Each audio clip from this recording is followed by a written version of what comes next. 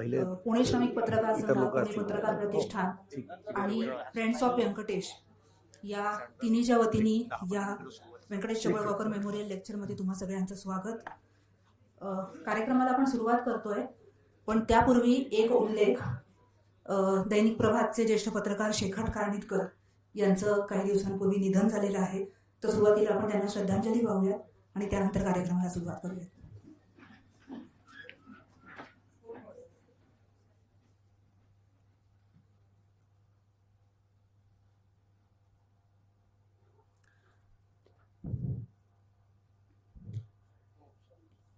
यानंतर मी निमंत्रित करते कार्यक्रमाचे अर्थातच ज्यांचं व्याख्यान आहे ते तग ग्रुप आणि इंडिया टुडेचे व्यवस्थापकीय संपादक मिलिंद खांडेकर सर यांना व्यासपीठावर येण्याची विनंती करते. त्यांच्यासोबत पुणे पत्रकार प्रतिष्ठानचे अध्यक्ष शैलेश काळे, पुणे श्रमिक पत्रकार संघाचे अध्यक्ष ब्रिजमोहन पाटील आणि त्याचबरोबर फ्रेंड्स ऑफ व्यंकटेश यांच्या वतीने प्रतिभा चंद्रन यांनाही मी व्यासपीठावर यायची विनंती करते. आणि पुणे श्रमिक पत्रकार संघाचे सरचिटणीस मंगेश पल्ले यांनाही व्यासपीठावर यायची विनंती करते.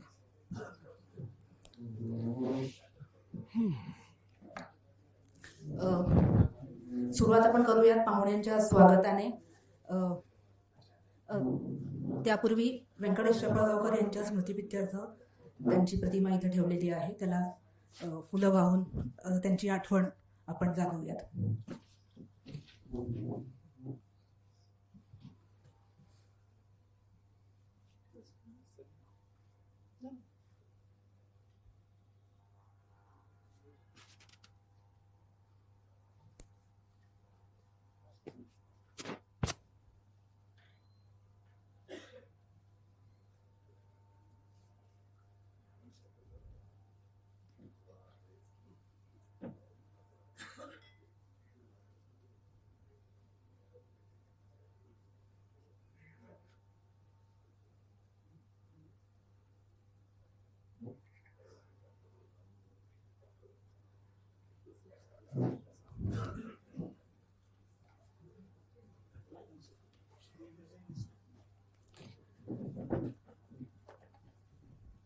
निवडणुकीचं कव्हरेज करायला निघालेल्या व्यंकटेश सर म्हणजे व्यंकटेश सर आणि बातमी याचं नेमकं नातं कसं होतं. इथे अनेकांना जे गेली अनेक वर्ष पत्रकारितेच्या लोकांशी सगळ्या संबंधित आहेत त्या सगळ्यांनाच माहिती आहे किती पॅशनेटली ते काम करायचे. आणि त्यातच अर्थातच प्रवास करत असताना हा सगळा दुर्दैवी प्रसंग घडला.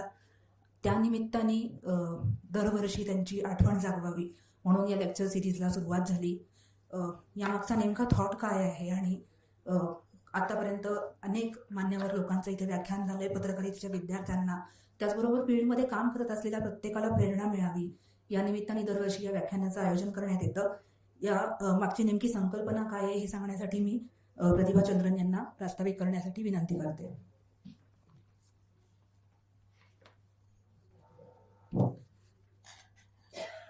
आजचे प्रमुख व्याख्याते मिलिंदजी खांडेकर. व्यंकटेश्वरच्या प्रेमाखातर वर्षानुवर्ष सगळे आवर्जून इथे उपस्थित असणारी मंडळी इथे आहेत. वेगवेगळ्या क्षेत्रातली आहेत. चपळगावकर कुटुंब अर्थातच आहे आणि पुणे श्रमिक पत्रकार संघाच्या सुद्धा सहकार्य पहिल्या व्याख्यानापासून सातत्याने राहिलेलं आहे. या व्याख्यानामागे भूमिका अशी होती की तो काळ खूप आजच्यासारखा डिजिटल प्लॅटफॉर्मचा नव्हता. इतके चॅनल्स नव्हते, मोजके पत्रकार आणि इनडेप्थ स्टोरीज नाही केल्या तर झापणारे संपादक अशी सगळी अपेक्षा. आणि त्या काळात आमची इलेक्ट्रॉनिक मीडियाची जी पत्रकारिता होती ती आमच्या सगळ्यांची एकाच वेळी सुरू झाली. त्यावेळी बातमीच्या मागे जाण्यासाठी खूप तळमळ असायची, कारण स्मार्टफोन्स नव्हते. व्हिज्युअल्स तुम्ही घेतले तरच व्हिज्युअल्स, दुसऱ्या कोणाचे व्हिज्युअल्स वापरणं वगैरे शक्य नव्हतं.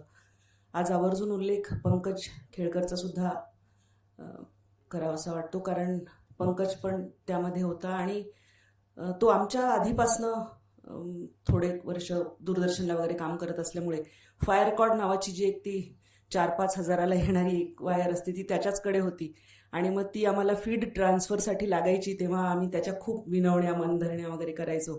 पण असा सगळा तो काळ होता. पंकजनी, व्यंकटेशनी, आज इम्तियाज नाही आहे बहुधा इथे, येणार होता, तो होता बरोबर, मी होते, अद्वैत होता अर्थातच, अरुण वगैरे मंडळी पण नंतर जॉईन झाली. आणि हा परिवार जो आहे तो विस्तारत गेला. मी जेव्हा परिवार म्हणते याच्या मागे मुख्य कारण असं की खरंच ती भावना आम्ही म्हणायला म्हणत नव्हतो, तर आम्ही ती जगलो.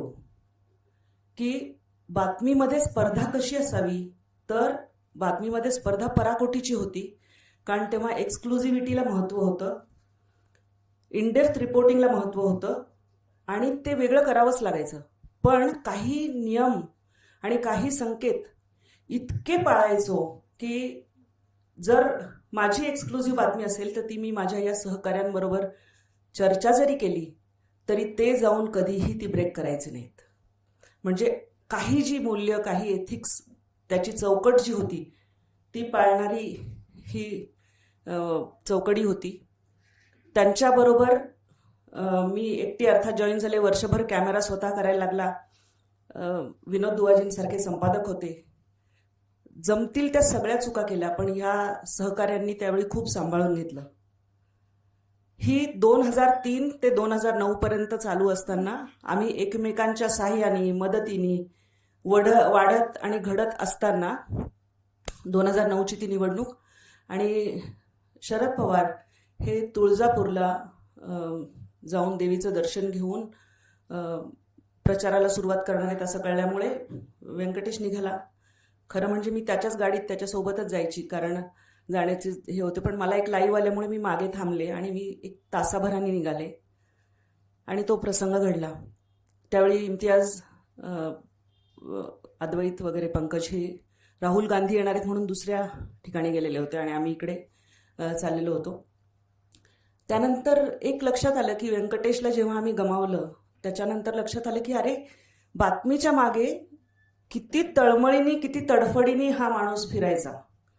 कारण कितीतरी वेळा असं व्हायचं की पेट्रोलमधली भेसळ आहे आणि त्याचं त्यांनी बातमी केली आहे, त्याच्या मागे लोक लागलेत, वेगाने गाडी चालवत निघालाय, म्हणजे असं सगळं नेहमी. किंवा ती शिकारीची जी केस आहे, पोचिंगची केस, त्याच्या ती जी लावून धरली होती, मोठे राजकारणी त्याच्यामध्ये होते, ही सगळ्या केसेस तुम्हाला आठवत असतील तर यामध्ये या सगळ्या मंडळींनी त्या बातमीच्या साठीचं जी धडपड आहे, तळमळ आहे, ती दाखवली. एकमेकांना हवी तिथे मदत सुद्धा केली, हवी तिथे स्पर्धा पण केली. पण ती आधी इतकी निकोप अशा स्वरूपाची स्पर्धा होती की संध्याकाळी आम्ही परस्परांच्या घरी जाऊन जेवायचो. एकमेकांचा म्हणजे सगळं कुटुंब एकत्र असायचं. अनेक ट्रिप्स आम्ही बरोबर करायचो आणि त्या भावनेतून जगलो. व्यंकटेश गेल्यानंतर खूप ती पोकळी जी आहे ती जाणवायला लागली. हळूहळू प्रत्येकजण आपापल्या व्यापामध्ये झाला. पण असं वाटलं की या मित्राच्या स्मृती जाग्या ठेवल्या पाहिजेत. आणि त्यानंतर ह्या व्याख्यानमालेची सुरुवात केली. ती यासाठी केली की पत्रकारितेचे विद्यार्थी इथे आहेत. पत्रकारांनी काहीतरी केलं पाहिजे म्हणून एक निर्णय असा घेतला की यासाठी कोणाकडनं पैसे घ्यायचे नाहीत, स्पॉन्सरशिप घ्यायची नाही, आणि हे आपण मिळून फ्रेंड्स ऑफ व्यंकटेश म्हणून करायचं. आणि सोबत पत्रकार संघ अर्थातच त्यांच्या ह्या व्हेन्यूमुळे होता.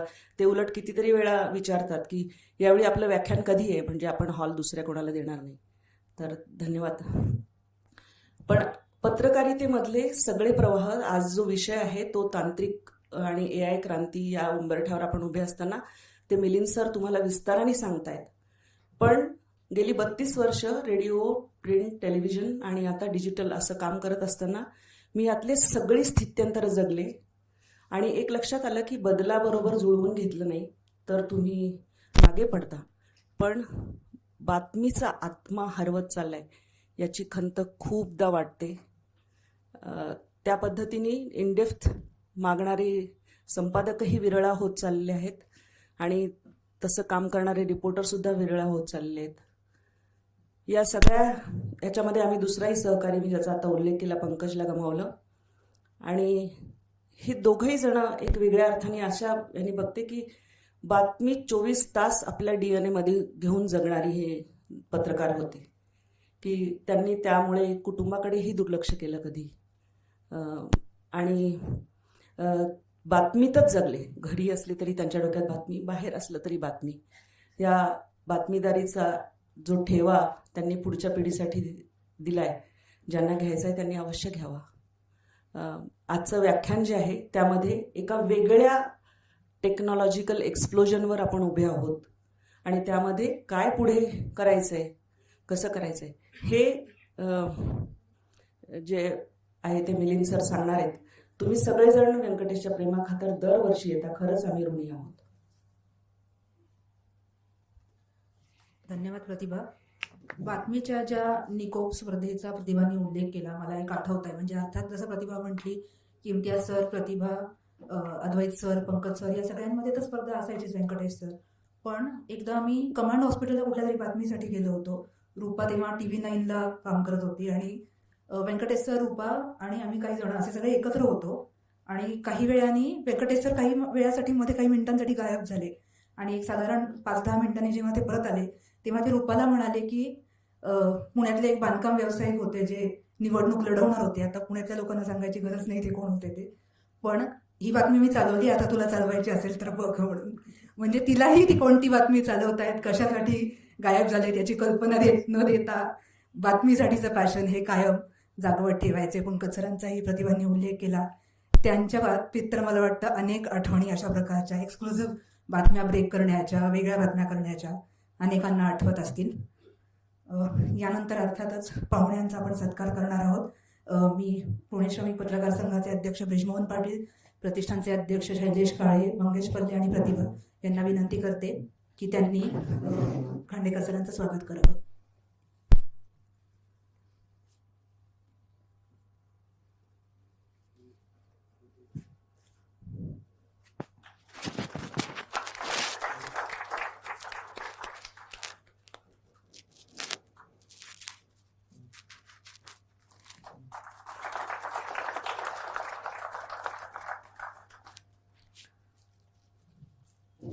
यानंतर मी मयुरेशला विनंती करते की त्यांनी पाहुण्यांची ओळख आणि त्याचबरोबर आजचा जो विषय आहे त्याविषयी थोडक्यात सांगावं. कार्यक्रमामध्ये सुरुवातीला सर बोलणार आहेत आणि त्यानंतर प्रश्नोत्तरांसाठी वेळ राखीव ठेवण्यात आला आहे. तर सरांचं व्याख्यान झाल्यानंतर तुम्हाला काही प्रश्न विचारायचे असतील तर ते आपण सेकंड पार्टमध्ये होऊ. मयुरेश.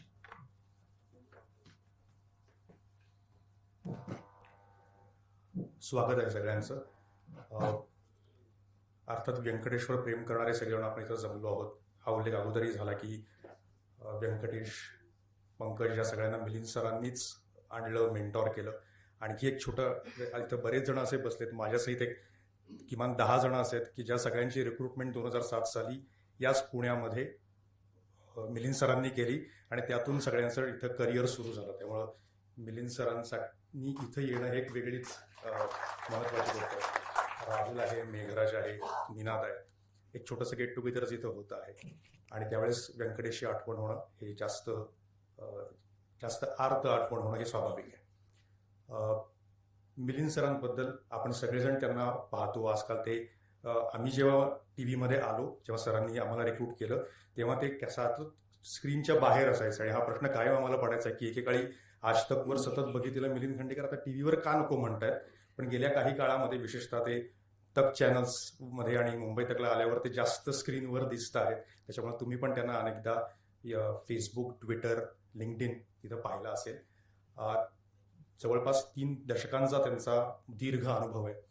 आज भारताच्या मी म्हणतोय माध्यम क्षेत्रामध्ये विशेषतः जी दृश्य माध्यम आहे, टेलिव्हिजन आणि डिजिटल, यातलं सर्वाधिक आदरानं घेतलेलं नाव म्हणजे मिलिंद खांडेकर.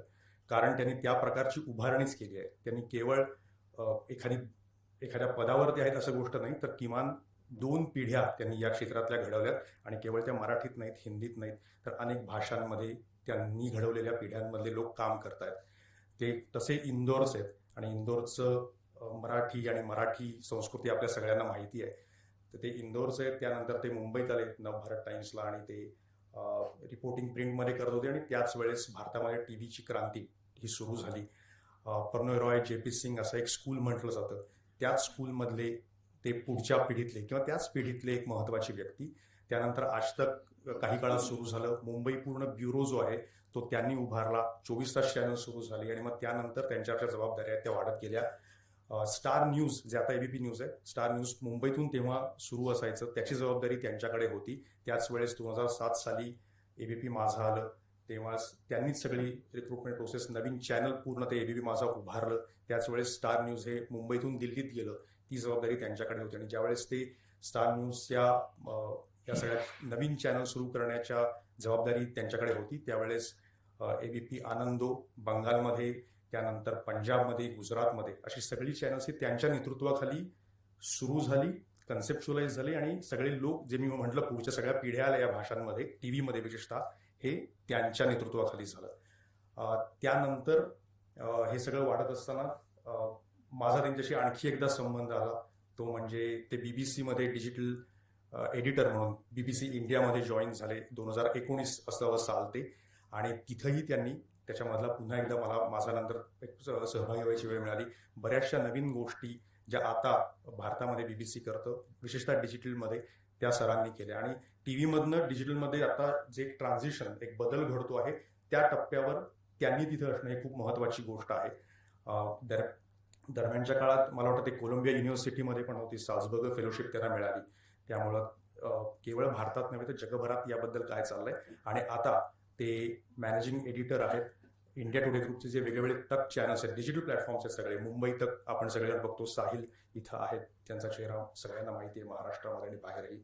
आणि बिहारमध्ये, उत्तर प्रदेशमध्ये, सगळ्या भारतीय राज्यांमध्ये त्यांचे वेगळे हे डिजिटल प्लॅटफॉर्म्स आहेत, नवीन नवीन फॉर्मॅट्स त्याच्यामध्ये ते आणतायत. त्यामुळे आणखी एका टप्प्यावर ज्यावेळेस टी व्हीकडनं डिजिटल आणि आता पुढे AI अशा एका नवीन क्रांतिकारी बदलामध्ये भारतीय माध्यमं आहेत, त्यावेळेस पुन्हा एकदा मिलिंद खांडेकर पहिल्या काही त्या लोकांमधले आहेत, जी यातली धोरणं आता एकदम तयारीच्या सुरुवातीची फेज आहे, त्यात त्याला ते आकार दिले. आणि म्हणून त्यांनी आज इथं येणं आणि बोलणं हे खूप जास्त महत्त्वाचं आहे.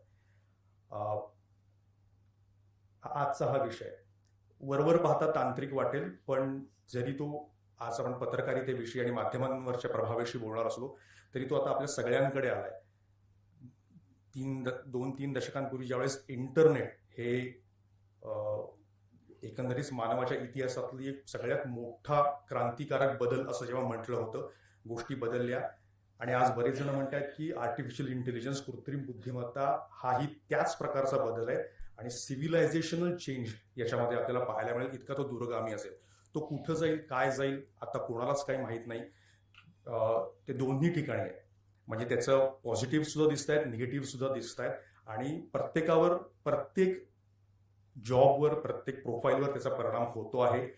त्याची चिंताही व्यक्त केली जाते आहे. म्हणजे स्टीफन हॉकिंग पण जाता जाता त्याच्याविषयी लिहून गेलेत आणि आता युवल नोआ हरारी पण त्याच्याविषयी बोलत आहेत. आणि नोबेलमध्ये ज्यांना मिळालं पारितोषिक तेही त्याच्या गर्भित चिंतांविषयी बोलत आहेत. दुसरीकडे त्यांनी खूप गोष्टी सोप्या झाल्यात. विशेषतः पत्रकारितेच्या बाबतीत बोलायचं झालं तर इतक्या, आता मी रिपोर्टर आहे आणि एक सोपी गोष्ट आहे की आम्ही जातो एखादी बातमी करण्यासाठी, 8-10 लोकांचे इंटरव्ह्यूज करतो, ते जवळपास अर्ध्या 1-1 तासाचे असतात. ते सगळं परत घेतो आणि तुम्ही ऐकता ते फक्त 30 सेकंदाच्या गोष्टी असतात, पण हे सगळं परत ऐकावं लागतं आणि त्यामध्ये 1-1, 2-2 दिवस जातात. आणि आता आम्ही येताना गाडीत बोलवतो, एक फ्रेमर नावाचं AIचं एक नवीन त्यांनी टूल आणलेलं आहे. तुम्हाला 1 मिनिटाच्या आत तुमचा 2 तासाचा इंटरव्ह्यू ते ट्रान्सक्रिप्ट करून तुमच्या समोर देतं आणि तुम्ही त्यातले हवे ते तुकडे उचलू शकता. जे काम 2 दिवसाचं होतं ते त्यांनी 2 मिनिटांवर आणून ठेवलं. आणि माझ्यासाठी, आय एम शुअर की बाकीच्या जे डेस्कवर करतात आणि काही करतात त्यांच्यासाठी पण सुद्धा हा अत्यंत आमूलाग्र बदल आहे. ही झाली एक छोटीशी बाब, पण आणखी बऱ्याचशा गोष्टी होत आहेत. आणि सगळ्यात महत्त्वाची म्हणजे भीती, की कुठले जॉब राहतील आणि कुठले नाही राहणार. ऑलरेडी काही जॉब हे रिडंडंट व्हायला लागलेले आहेत. मग काय करायचं अशा वेळेस? आपण टिकणार आहोत, नाही टिकणार आहोत, माझं वय काय, मला नवीन येणार काय? जे विशेषतः कम्प्युटर्स आले त्यावेळेस जी चिंता होती, इंटरनेट आलं त्यावेळेस जी चिंता होती, तेच पुन्हा AI मुळे आपण पुन्हा एकदा तिथंच आलो आहोत. प्रत्येक वेळेस काही बाहेर गेलं आणि काही आत राहिलं आणि काही नवीन तयार झालं. या तीनहीतलं काय जाणार आहे, काय राहणार आहे आणि काय नवीन तयार होणार आहे, त्याविषयी आपण मिलिंद सरांकडनं ऐकूयात, कारण ते अशा प्रकारचे प्रयोग करत आहेत. कशा दोलायमान स्थितीत आहे, कारण इथं मशीन विरुद्ध मानव अशी ही एका प्रकारची स्पर्धा आहे. एक उदाहरण देतो पत्रकारितेतलं, म्हणून हा आपल्याला अंदाज येईल. भारतात तेवढ्या पातळीचे प्रयत्न माझ्या माहितीत अजून होत नाही आहेत, पण विशेषतः अमेरिकेत ते खूप होत आहेत. त्यातलं एक उदाहरण मधल्या एका सेमिनारमध्ये मीही आवर्जून ऐकलेलं, ते म्हणजे न्यूयॉर्क टाइम्सनी एक स्टोरी काही काळ केली, तुमच्यापैकी काही जणांनी कदाचित वाचली पाहिली असेल, जेव्हा गाझाचं युद्ध सुरू होतं त्यावेळेस, आणि कसं AI बदलू शकतं. आपल्याला ते केवळ अजून एक नवीन प्रकारचं गुगल असं नाही बघायचंय, तर काय परिणाम करतं. तिथं अमुक एका प्रकारचे बॉम्ब वापरले नाही आहेत असं इस्रायल म्हणत होतं, पण त्याच वेळेस मग ते शोधायचं काम न्यूयॉर्क टाइम्सने केलं आणि त्यासाठी त्यांनी सॅटेलाइट इमेज वापरले आणि अमुक एका प्रकारचे बॉम्ब जर वापरले तर किती खोलीचा आणि किती रुंदीचा खड्डा तयार होईल असा त्यांनी संरक्षण तज्ज्ञांकडून अंदाज घेतला आणि सॅटेलाइट इमेज वापरून आणि एका विशिष्ट प्रकारचं AI मॉडेल डिझाईन करून तयार करून त्यांनी मोजले की या भागामध्ये अशा किती प्रकारचे खड्डे तयार झालेले आहेत. आता प्रश्न असा आहे की AIने हे काम झटक्यात केलं, कारण गाझामध्ये कुठलाच रिपोर्टर आजही डिप्लॉय होऊ शकत नाही बाहेरच्या कोणाचा. तिथं अडकलेल्या लोकांनाच बाहेर काढावं लागलेलं आहे. तुम्हाला ही माहिती तर मिळाली आणि काही हजारांच्या घरामध्ये असे खड्ड्यांची संख्या मिळाली. आता प्रश्न येतो की मशीननी तुमचं काम सोपं केलं, माणूस काय करू शकतो? कारण तुम्ही सगळे हजार हे त्याच प्रकारच्या बॉम्बनी तयार झाले असं मानता येत नाही. आणि मग तिथं माणूस आले आणि ज्यांनी पूर्वी अशी माणसं डिप्लॉय केली जे त्या भागामध्ये फिरत होते आणि त्यांनी यातले कुठले आत्ताचे खड्डे असू शकतात आणि यापूर्वी कुठं होते हे माणसांनी हुडकलं. त्यासाठी तुम्हाला मानवी कौशल्य आणि मानवी स्मृतीची आवश्यकता भासली आणि त्यानंतर ती संख्या साधारणतः 200 ते 250च्या घरामध्ये आली आणि ती बातमी न्यूयॉर्क टाइम्सने केली आणि त्याचे बरेचसे परिणाम झाले. सो एका बाजूला मशीनचा उपयोग करत असताना मानवी स्मृती आणि मानवी बुद्धीची कौशल्य याचा संगम तिथं दिसतो पत्रकारितेमध्ये. अशा प्रकारचे प्रयोग भारतातही होऊ शकतात का? आणि कोणी एकमेकांवर वर्चस्व सिद्ध करण्यापेक्षा मानव आणि मशीन्स जर मशीनप्रायझिंग होणार असतील तर तरी एकत्र राहू शकतात का? हा आपल्या पुढचा सगळ्यात महत्त्वाचा प्रश्न आहे. मी मिलिंद सरांना बोलावतो की त्यांनी त्याच्याविषयी बोलावं. He is man of few words, फार कमी बोलतात असं आमच्या सगळे ज्यांच्यासोबत काम केले त्यांना म्हटलंय. मी त्यांना पहिल्या दिवशी विचारल्यापासून म्हणतो की प्लीज जरा तुम्ही नेहमीपेक्षा जास्त बोला. ते म्हटले नाही मी थोडंच बोलतो, पण तरी सुद्धा त्यांना 40 मिनिटांची सीमारेषा आखून दिली गेली आहे. बघूयात ते आता पार करतात की नाही आणि नंतर आवश्यक प्रश्न विचारा.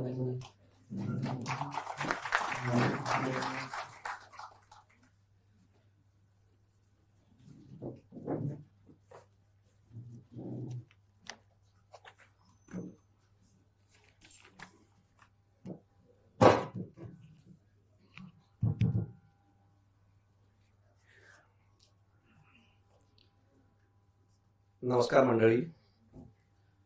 व्यंकटेशचे जे फ्रेंड्स आहे, मित्र आहे, व्यंकटेशची फॅमिली, रूपा, मुलं, पंकज खेळकरची फॅमिली, प्रीती, उज्ज्वल, आणि इथे व्यासपीठावर प्रतिभा आहे, ब्रजमोहनजी, काळेसाहेब, आणि पुण्यातले तुम्ही सगळे जे व्यंकटेशचे अशी प्रेम करणारे, व्यंकटेशसाठी दरवर्षी हा कार्यक्रम करणार आहे.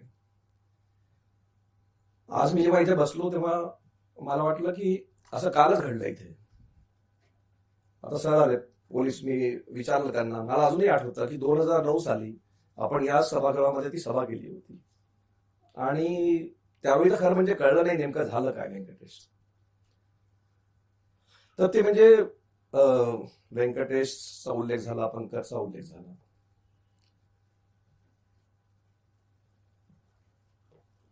मला व्यंकटेशची माझी ओळख जवळपास, म्हणजे आजचा विषय आपला जो आहे त्याच्याबद्दल मी बोलणार आहे, पण सुरुवातीला मला वाटतं की व्यंकटेशबद्दल बोलावं.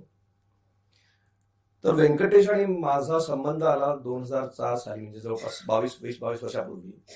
तेव्हा तो स्टार न्यूजचा रिपोर्टर होता इथे पुण्यामध्ये. आता त्याच्या आधी त्यांनी लोकसत्तेत काम केलं, बीडमधनं आला, पुण्याला आला. पण त्यावेळी पण माझा काही तेवढा संबंध नव्हता, कारण स्टार न्यूजचा देशभरातलं हिंदी चॅनल होतं आणि त्यातल्या त्यात पुणे म्हणजे एक सेंटर होतं. पण असं नाही की अगदी पुण्याच्या बातम्या रोजच देणार की रोजच मला त्याचा संबंध होता. पण जसं मयुरेश म्हणाला, ऍक्च्युअल संबंध माझा सुरू झाला व्यंकटेश बरोबर तो जेव्हा मी 2006 साली ठरवलं की स्टार माझा, किंवा आता ज्याला आपण एबीपी माझा म्हणून ओळखतो, हे जेव्हा चॅनल लॉन्च करायचं झालं तर त्याचं म्हणजे पुणे त्याचं केंद्र होतं. आम्ही ठरवलं होतं की मुंबईमधनं मराठी चॅनल आपण काढतोय, मात्र ते त्याचं जे सेंटर असेल ते पुणे असणार आहे. आणि पुण्यामध्ये म्हणजे जेवढेही ब्युरो बनवणं आणि सगळ्यात महत्वाचं मला अजूनही आठवतं की फर्ग्युसन कॉलेजमध्ये आम्ही ती रिक्रुटमेंट केली होती. ज्याचा आता उल्लेख केला मयुरेशने की इथे पुष्कळ लोक आहे, राहुल आहे, म्हणजे मयुरेश आहे, मंदार आहे, इतकी लोक आहे की ती त्या रिक्रुटमेंट मधनच हायर झाली होती. तर ते एक काम म्हणजे ही जी पिढी आज उभा राहिली त्याच्यामध्ये वाटा व्यंकटेशचाही होता. पण व्यंकटेशची ओळख म्हणजे काय, हे हे लॉजिस्टिक्सचं काम केलं, ब्युरो उभारलं, लोकांना आणलं, हे नाहीये. तो खरा रिपोर्टर होता. जसं आता प्रतिभाने सांगितलं, तो अगदी गेला सुद्धा काम करताना गेला. आणि त्याची खंत मला नेहमीच राहणार आहे, कारण शरद पवार हे कॅम्पेनिंगला जाणार आणि ते कुठल्या देवळात जाणार ही मोठी बातमी होती. म्हणजे तुम्हाला सगळ्यांना माहिती की शरद पवार सहजासहजी कॅम्पेनिंगला किंवा देवळात जाणं ही म्हणजे फार मोठी बातमी होती. आणि त्याच वेळी ते सगळं घडलं.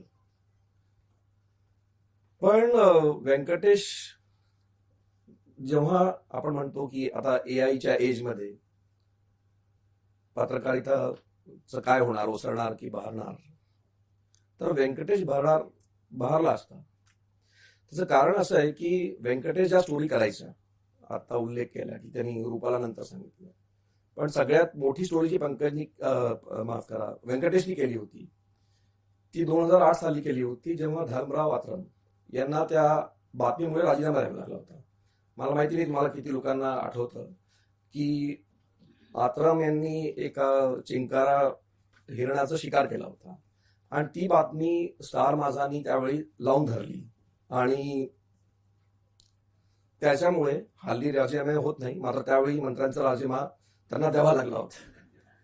तर ही म्हणजे जेव्हा मी म्हटलं 2007 साली माझा सुरू झाला, 2008 साली व्यंकटेशनी ही बातमी ब्रेक केली आणि राजीनामा झाला. त्यावेळी विलासराव मुख्यमंत्री होते. म्हणजे जेव्हा तो चमकायला सुरुवात झाली होती व्यंकटेशची, त्याच वेळी हे सगळं घडलं. आणि ते फार पर्सनल होतं. मी सांगितलं ना की जसं सगळे म्हणजे घरच्या सारखं होतं ते, कारण रूपा झाली, मुलं होते लहान लहान, ते फार कठीण काळ होता. दुसरं मला बोलायचं ते पंकजबद्दल, कारण पंकजला मी व्यंकटेशच्या पहिले ओळखायचो. मला अजूनही आठवत आहे की पंकज मला वाटतं 1995-96 साली जेव्हा आजतक यायचं दूरदर्शनमध्ये, त्या वेळापासून तो काम करायचा. आणि आमचे अजय चौधरी आले होते, कारण 96 साली मला वाटतं भारतीय जनता पक्षाची जे महालक्ष्मीमध्ये जे महाधिवेशन झालं, ज्याच्यात वाजपेयीजींना अनाउन्समेंट केलं होतं की ते पंतप्रधानांचे उमेदवार असणार आहे, तर त्याच्यापूर्वी ती कार्यकारिणी भारतीय जनता पक्षाने इथे घेतली होती पुण्यामध्ये.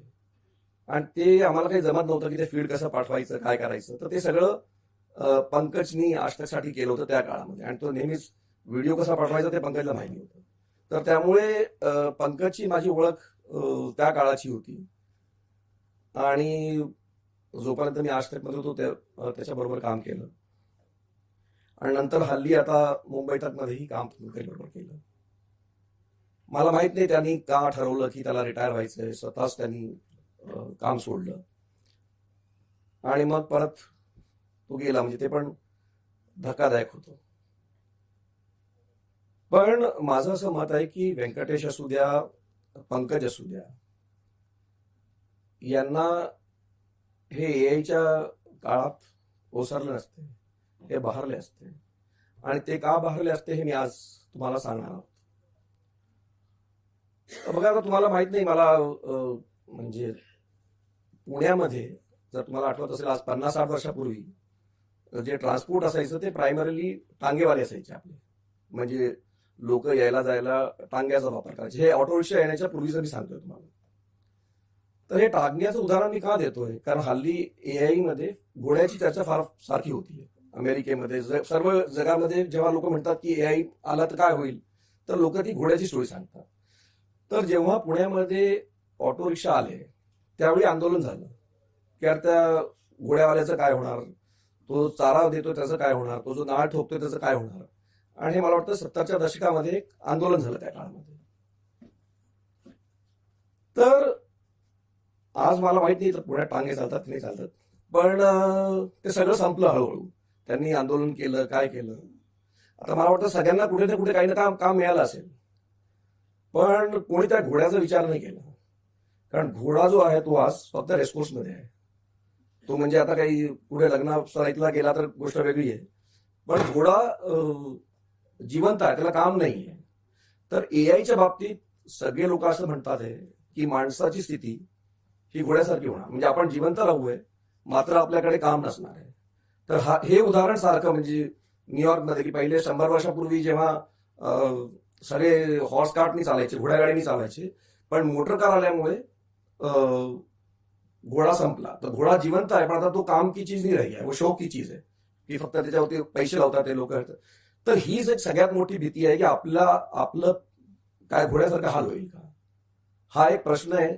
विचार करा, मी जेव्हा वाचलं की हे घोड्याची जेव्हा तुलना झाली की माणसाचा घोडा होईल का, तर हे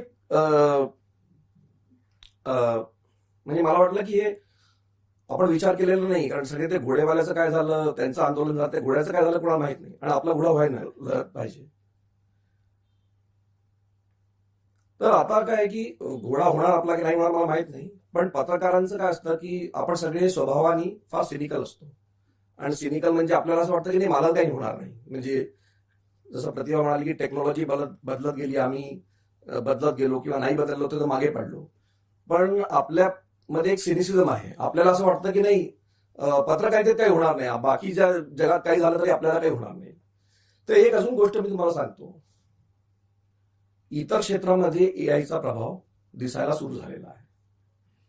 आणि माझ्या मते सगळ्यात कठीण काम काय माणसासाठी, कुठलं काहीतरी विकणं म्हणजे सेल्स करणं.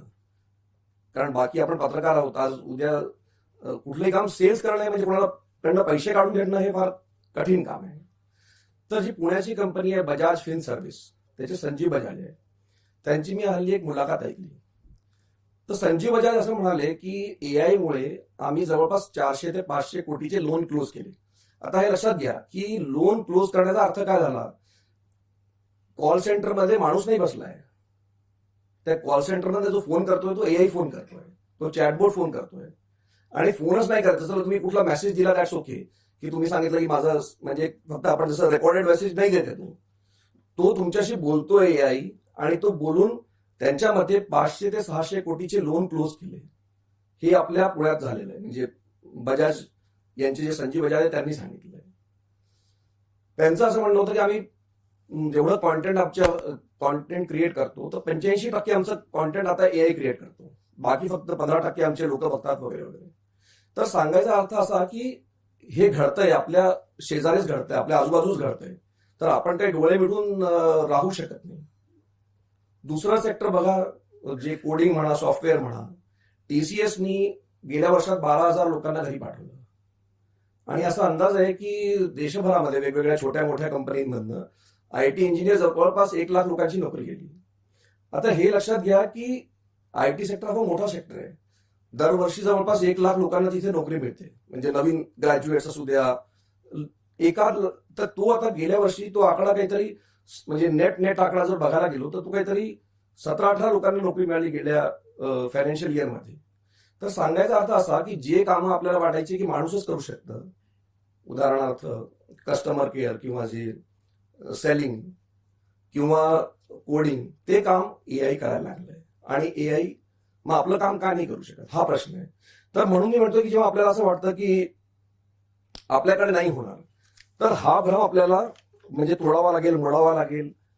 आणि जी गोल्डमॅन सॅक्स कंपनी आहे त्याचं असं म्हणणं आहे की जगभरामध्ये 30 कोटी जवळपास जॉब जे आहे ते डिस्प्लेस होतील, जातील, नवीन नोकरी येतील. पण ह्या आणि म्हणजे सांगायचा अर्थ असा की हे फक्त आपल्या क्षेत्रात जरी अजून आपल्याला प्रभाव दिसत नसला तरी इतर क्षेत्रामध्ये तो प्रभाव दिसायला सुरुवात झालेली. तुम्ही सगळे म्हणजे पुण्याचे मंडळी आहात, तुम्हाला माहिती आहे एआय म्हणजे काय. पण मी फक्त माझ्या समजेसाठी जे मी वापरतो उदाहरण देतो, त्याला मी 2 उदाहरणं देतो. एक उदाहरण असं आहे की आपण आता मयुरेश म्हणाला की गुगलचा उल्लेख केला. 25 वर्षापूर्वी गुगल नव्हतं, जगामध्येच नव्हतं. गुगल आता आलंय 25 वर्षापूर्वी. तर गुगल आणि चॅट जीपीटी मध्ये काय फरक आहे म्हणा, हे मी लिहिलंही आधी. तर बघा असं आहे की जे गुगल आहे एका प्रकारे एक मोठी लायब्ररी आहे जगातली, आणि त्या लायब्ररीमध्ये जेवढ्याही पुस्तकं आहे, जेवढे ज्ञान आहे जगातलं, ते त्या गुगलकडे आहे. तिथे एका प्रकारची लायब्ररी आहे. आणि जसं आपण लायब्ररीमध्ये आधी जायचो, आता तर जात नाही आपण, तर इंडेक्स असायचा, तिथे लिहून असायचं की बाबा ही पुस्तक तुला या शेल्फमध्ये मिळेल. तर गुगल ते काम करतं की तुम्हाला जी काही माहिती पाहिजे तर तुम्हाला ती लिंक देते, तुम्ही त्या लिंकवरती क्लिक करता आणि मग त्या लायब्ररीमधलं म्हणजे ते पुस्तक वाचा किंवा ती लिंक तुम्हाला जी माहिती पाहिजे ती सर्च असं काम करतं. आता मोठा फरक काय झालाय की ती लायब्ररी जी आहे त्याच्यामध्ये तुम्हाला इंडेक्सिंगची पण गरज नाहीये. तिथे चॅट जीपीटी सारखा किंवा क्लॉड सारखा किंवा जेमिनी सारखा एक प्रोफेसर बसला आहे, आणि तुम्ही जे पहिले सर्च करायचा की त्या पुस्तकामधनं मला माहिती पाहिजे किंवा कुठल्या पुस्तकात मला माहिती मिळेल, ते आता तो प्रोफेसर किंवा तो चॅटबोट तो तुम्हाला उत्तर देतोय तिथेच. तर तुम्हाला तिथे क्लिक करायची गरज नाहीये. आणि आता हे जे मी पुढे सांगणार आहे की जे क्लिक करायची गरज नाही ते आपल्याला कसा धोका आहे, कारण ती बातमी जेव्हा क्लिक करतो तेव्हाच तो आपल्या वेबसाईटवर येतो, आपल्याला जाहिराती मिळतात. तर आता त्याची गरज उरलेली नाहीये, कारण जे काही तुमचे प्रश्न आहे आणि ज्या भाषेत तुम्ही विचाराल, मराठीत विचारात मराठीत उत्तर देणार, मराठी तेलुगूमध्ये बोलणार, हिंदीमध्ये बोलणार, स्पॅनिशमध्ये बोलणार. तर सांगायचा अर्थ असा की हे जे एआय आहे हे ऑलरेडी लोकांनी इन्फॉर्मेशन कसं गॅदर करायचं, ज्ञान कसं घ्यायचं, ह्याच्यामध्ये मोठा परिणाम ऑलरेडी आपल्याला दिसायला लागला आहे. दुसरं उदाहरण म्हणजे मी जर एआय समजायचं असेल तर हे देतो की आपण कम्प्युटरचा वापर करतो. अगेन कम्प्युटरला आता येऊन काही, जसं मी म्हटलं की गुगल येऊन 25 वर्ष झाले आहेत, कम्प्युटर येऊन जवळपास 50 वर्ष झाले आहेत, 40 ते 50 वर्ष. तर कम्प्युटर आता काय करतं की कम्प्युटर आपण जे सांगतो ते करतं. म्हणजे आपण जर ते वर्ड आहे म्हणा, सॉफ्टवेअर एक्सेल आहे किंवा फोटोशॉप आहे, तर तिथे आपण टाईप करतो, मी किंवा तुम्ही आपण बातम्या टाईप करतो किंवा आपण आपला आर्टिकल टाईप करतो. आता एआय ते काम करू शकतो. एआयला फक्त प्रॉम्प्ट द्यायचं आहे, तर त्या वर्डमध्ये तो एआय स्वतःच लिहून देतोय. किंवा जर कुठला डेटा अनालिसिस करायचा तर तो एआय करून देतो, तुम्हाला त्याच्यात एक्सेल येण्याची गरज नाहीये. किंवा जर ग्राफिक्स बनवायचं आहे, आपल्याला असं वाटायचं की फार क्रिएटिव्ह काम फक्त माणूसच करू शकतो, हे माझा समज होता. म्हणजे मी एक माझ्या मित्र त्यांना म्हटलं की नाही पण म्युझिक वगैरे तर काही जमणार नाही एआयला. तर हे, आणि मी तुम्हाला सांगतो हे जवळपास 5-6 वर्षापूर्वीच सांगतो तुम्हाला. तर तो म्हणाला की नाही तुम्ही बघा म्युझिक पण बनेल. तर आपल्याला असं वाटतं की एआय क्रिएटिव्ह होऊ शकत नाही, एआय म्युझिक पण बनवतोय, फिल्म पण बनवतोय. तर सांगायचा अर्थ असा की ते कम्प्युटरला आपण पहिले त्याच्याबरोबर बसून तो आपला एक टूल होता, पण आता ते एआयच्या एक पलीकडे गेलाय. तो फक्त एक प्रॉम्प्ट दिला तर तुम्हाला जे पाहिजे ते तो बनवून देऊ शकतो. तर जर आता एआय सगळं करणार असेल तर आपण काय करायचं? तर मी माझ्या 2 अनुभवांनी सांगतो. आणि मला असा पहिले एक कॉन्फिडन्स असायचा की सिर्फ त्रिवेदी बचेगा. त्रिवेदी म्हणजे फक्त पत्रकार बचेगा. जो सेक्रेट गेम जो नेटफ्लिक्सची सिरीज आहे त्याच्यात हा डायलॉग सारखा येतो की सिर्फ त्रिवेदी बचेगा. तर ते मी का म्हणायचो किंवा म्हणतो अजूनही, तर त्याचं कारण असं आहे की मी कॉलेजमध्ये असताना जवळपास 38 वर्ष झाले असतील त्या गोष्टीला, इंदोरमध्ये मी एका इव्हनिंग पेपरमध्ये काम करायचो. चौथा प्रहरी नावाचं काम होतं, छोटासा पेपर होता तिथे. तर जेव्हा आम्ही काम करायचो तर काय करायचो आम्ही, कॉपी हाताने लिहायचो. मग कोणी सब एडिटर किंवा जो कोणी चीफ सब एडिटर असायचा, आगाशे सर आहे त्यांना माहिती काय असायचं ते, तर ती कॉपी लिहिल्यानंतर ती कोणी एडिट करायचं. मग ती कॉपी कंपोजिटरकडे जायची, आणि तो कंपोजिटर म्हणजे हँड कंपोजिटर होता. तो हाताने मी बघितलेला. आता ते लोकांना कदाचित विश्वास बसणार नाही की अजून 40-50 वर्षापूर्वी पेपर जेव्हा निघायचा तेव्हा हाताने एक अक्षर जुळवायचं, त्याला हँड कंपोजिटर, ती एक आर्ट होती. तर ते तो माणूस बनवायचा. ते बनवल्यानंतर त्याची परत एक कॉपी द्यायचा. मग तो एका प्रूफ रीडरकडे जायचा. मग तो प्रूफ रीडर त्याच्यातला चुका ठीक करायचा. मग परत त्या हँड कंपोजिटरकडे जायचा, आणि त्याच्यानंतर मग तो जसं त्याला खरोखरी म्हणजे त्या पेजला बांधायचे, कारण ते मेटलचे असायचे सगळं. तर म्हणजे आपण जसं म्हणतो ना, म्हणजे खेळवायचं. तर म्हणून म्हणजे ते न्यूजमध्ये लोकांची एक म्हण होती की बाबा पेज बांधायचा आहे. म्हणजे पेज जरी बांधायला आपण अजून बंद केलं, म्हणजे बांधायचं म्हणजे आता कम्प्युटरवरतीच बनवतो आपण, पण ते बांधण्याची जी तो शब्द होता की पेपर बांधायचा आहे, म्हणजे पेज बांधला की नाही बांधला, तर पेज लिटरली बांधायचे, कारण त्याला दोरी लावून बांधायचे आणि मग तो छापायला जायचा, म्हणजे फिल्म निघायची वगैरे वगैरे.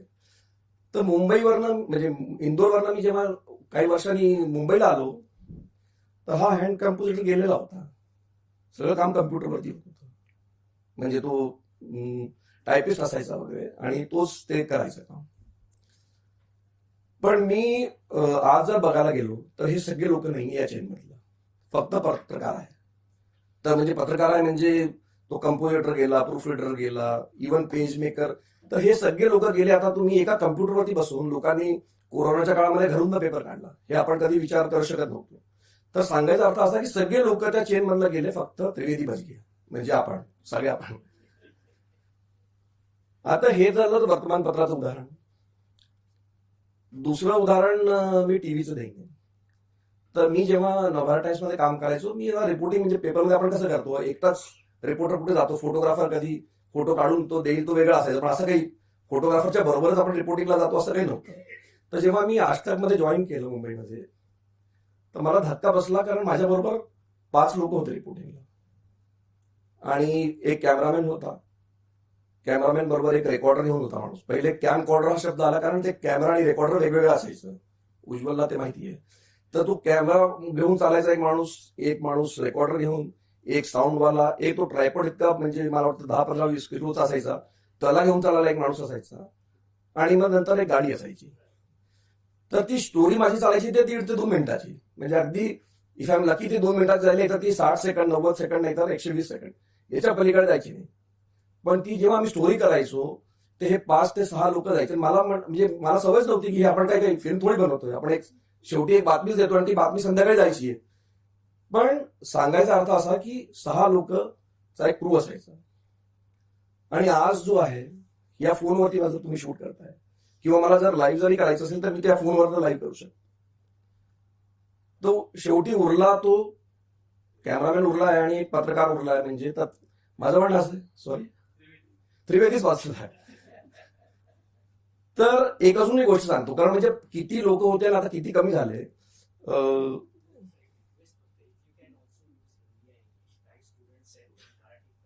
बरं, ठीक आहे. नाही, मला तर खरं म्हणजे मराठीसाठी फार प्रयत्न करावा लागतो बोलायला, कारण मी मयुरेशला सांगितलं होतं की मराठी बोलणं मला, म्हणजे इंदोरचं असल्यामुळे लोकांना मला आता नावं ठेवतात, कमेंट्स करतात काही वेळा की यार मराठीत बरोबर नाही, मराठीत बोलत नाही, मराठीत बोलता येत नाही.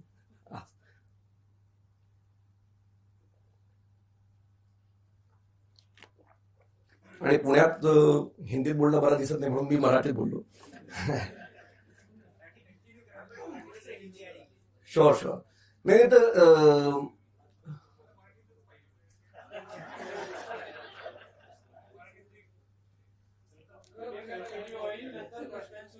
आपण प्रश्न उत्तर हिंदीमध्ये देऊया. मला वाटतं की उगीच त्याच्यावरती आता वाद घालण्यात फायदा नाही. सगळे म्हणजे मी तर हिंदीचाच पत्रकार आहे, मराठीत बोलतोय मी, माझं प्रायमरी वर्क माझं हिंदीमध्ये असतं. तर मैं आपके सवालों का जवाब दूंगा आप जो भी मुझे पूछेंगे, लेकिन मैं कहना ये चाह रहा हूँ कि सिर्फ त्रिवेदी बचेगा. मतलब 50 साल में हमने ये देखा है कि पहले जो इतना बड़ा क्रू होता था, इतना बड़ा न्यूज़पेपर में चेन होती थी, लेकिन जो कंटेंट क्रिएटर आहे किंवा तो पत्रकार आहे तोच वाचला आहे. तर एक अजून मला किस्सा सांगायचा आहे. म्हणजे आम्ही आजतक मध्ये असताना दूरदर्शनसाठी मला वाटतं 98 किंवा 99च्या निवडणुका होत्या, आणि त्यावेळी 72 तास लाईव्ह होणार, म्हणजे लाईव्ह होणार हे फार मोठं इव्हेंट असायचं. लाईव्ह तर आपण म्हटलं फोनवर तर करता येतं. तर तो दूरदर्शनवरती प्रोग्राम होता.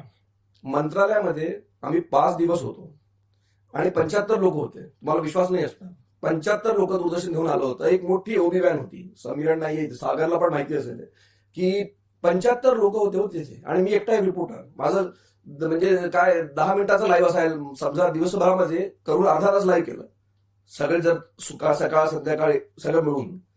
पण मला सपोर्ट करायला म्हणजे मला लाज वाटायची, म्हणजे मला वाटायचं की काय एवढे लोक आपल्या आजूबाजूला आहे.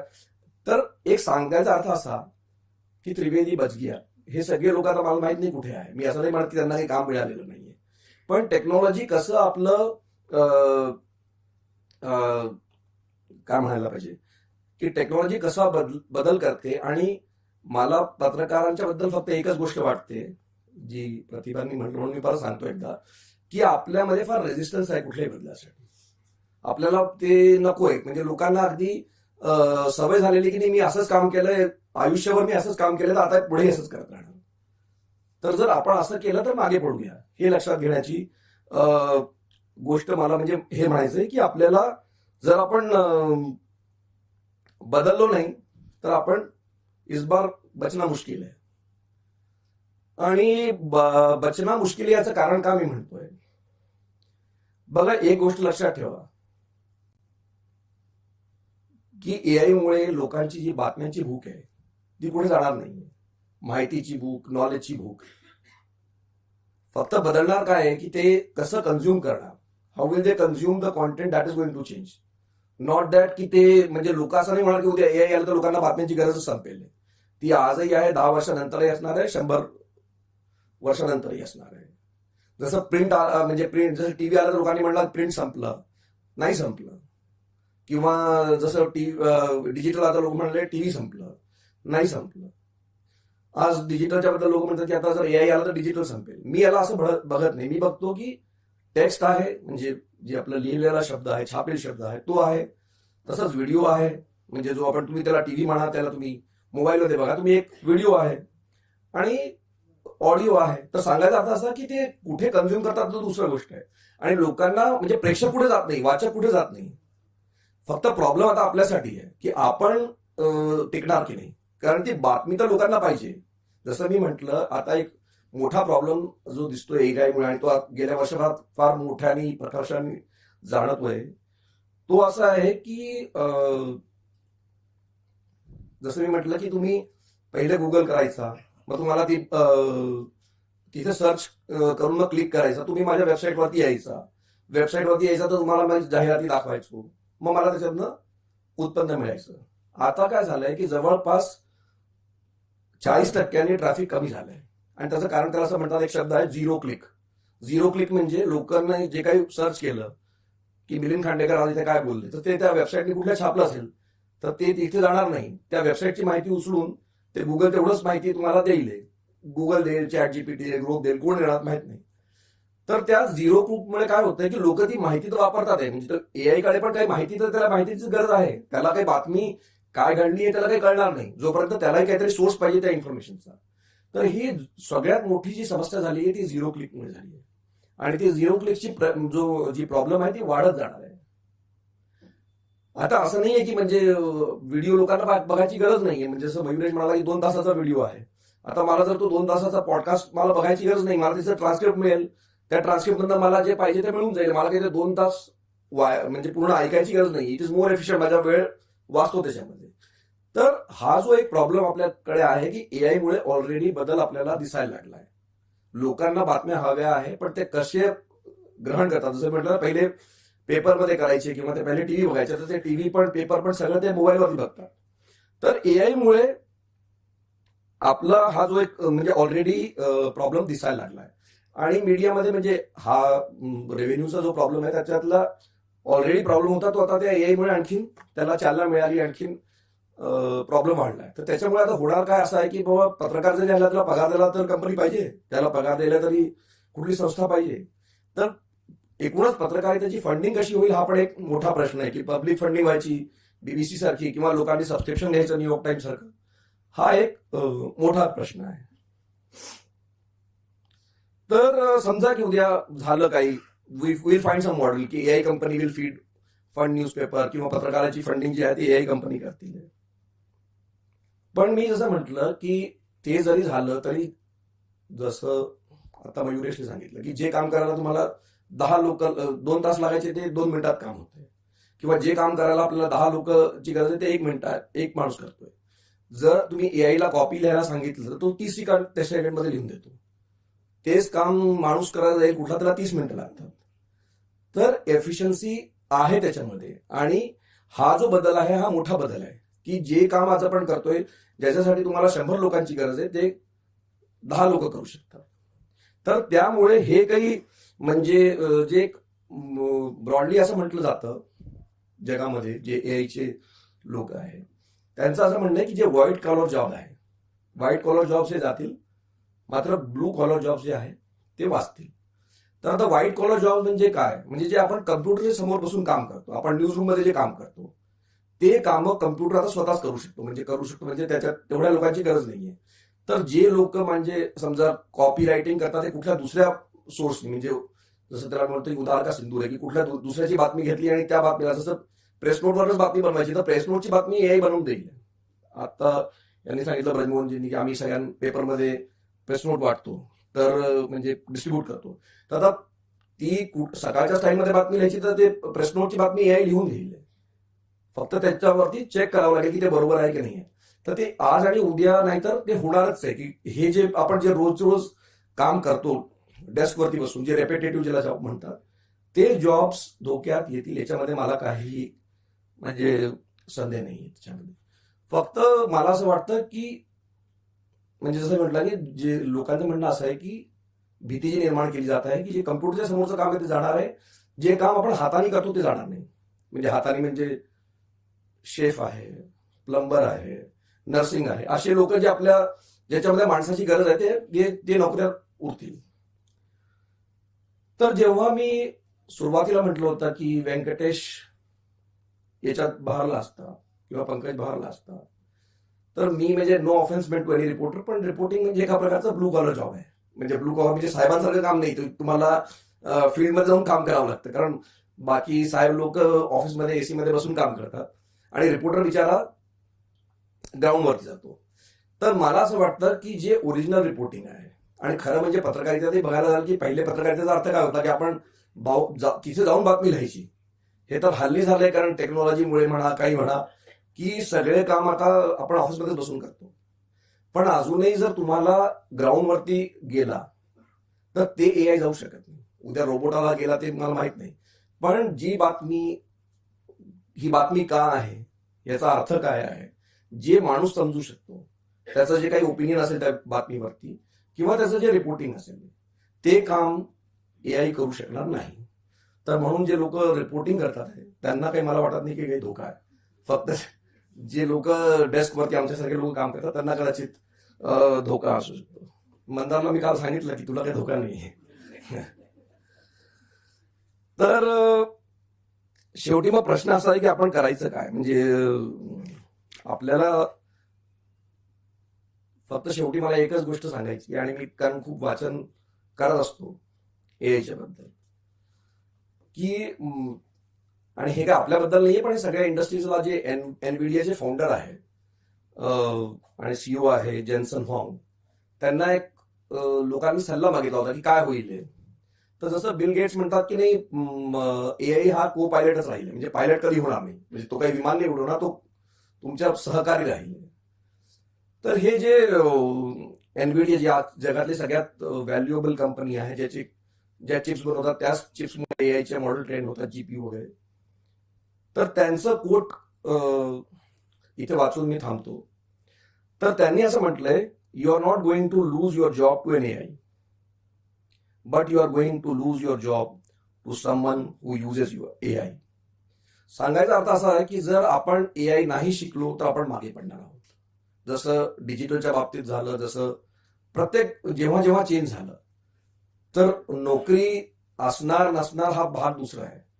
पण माझा सल्ला आहे, तुमचं कितीही वय असेल, तुम्ही सुरुवात करत असाल, तुम्ही आता 30 वर्षाचे असाल, 50 वर्षाचे असाल, एआय शिकायची आपल्याला गरज आहे.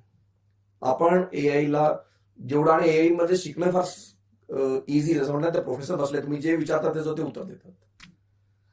तर जर आपल्याला रेसकोर्सवरती जायचं नसेल घोड्यासारखं तर एआय शिका. एवढंच म्हणून मी थांबतो.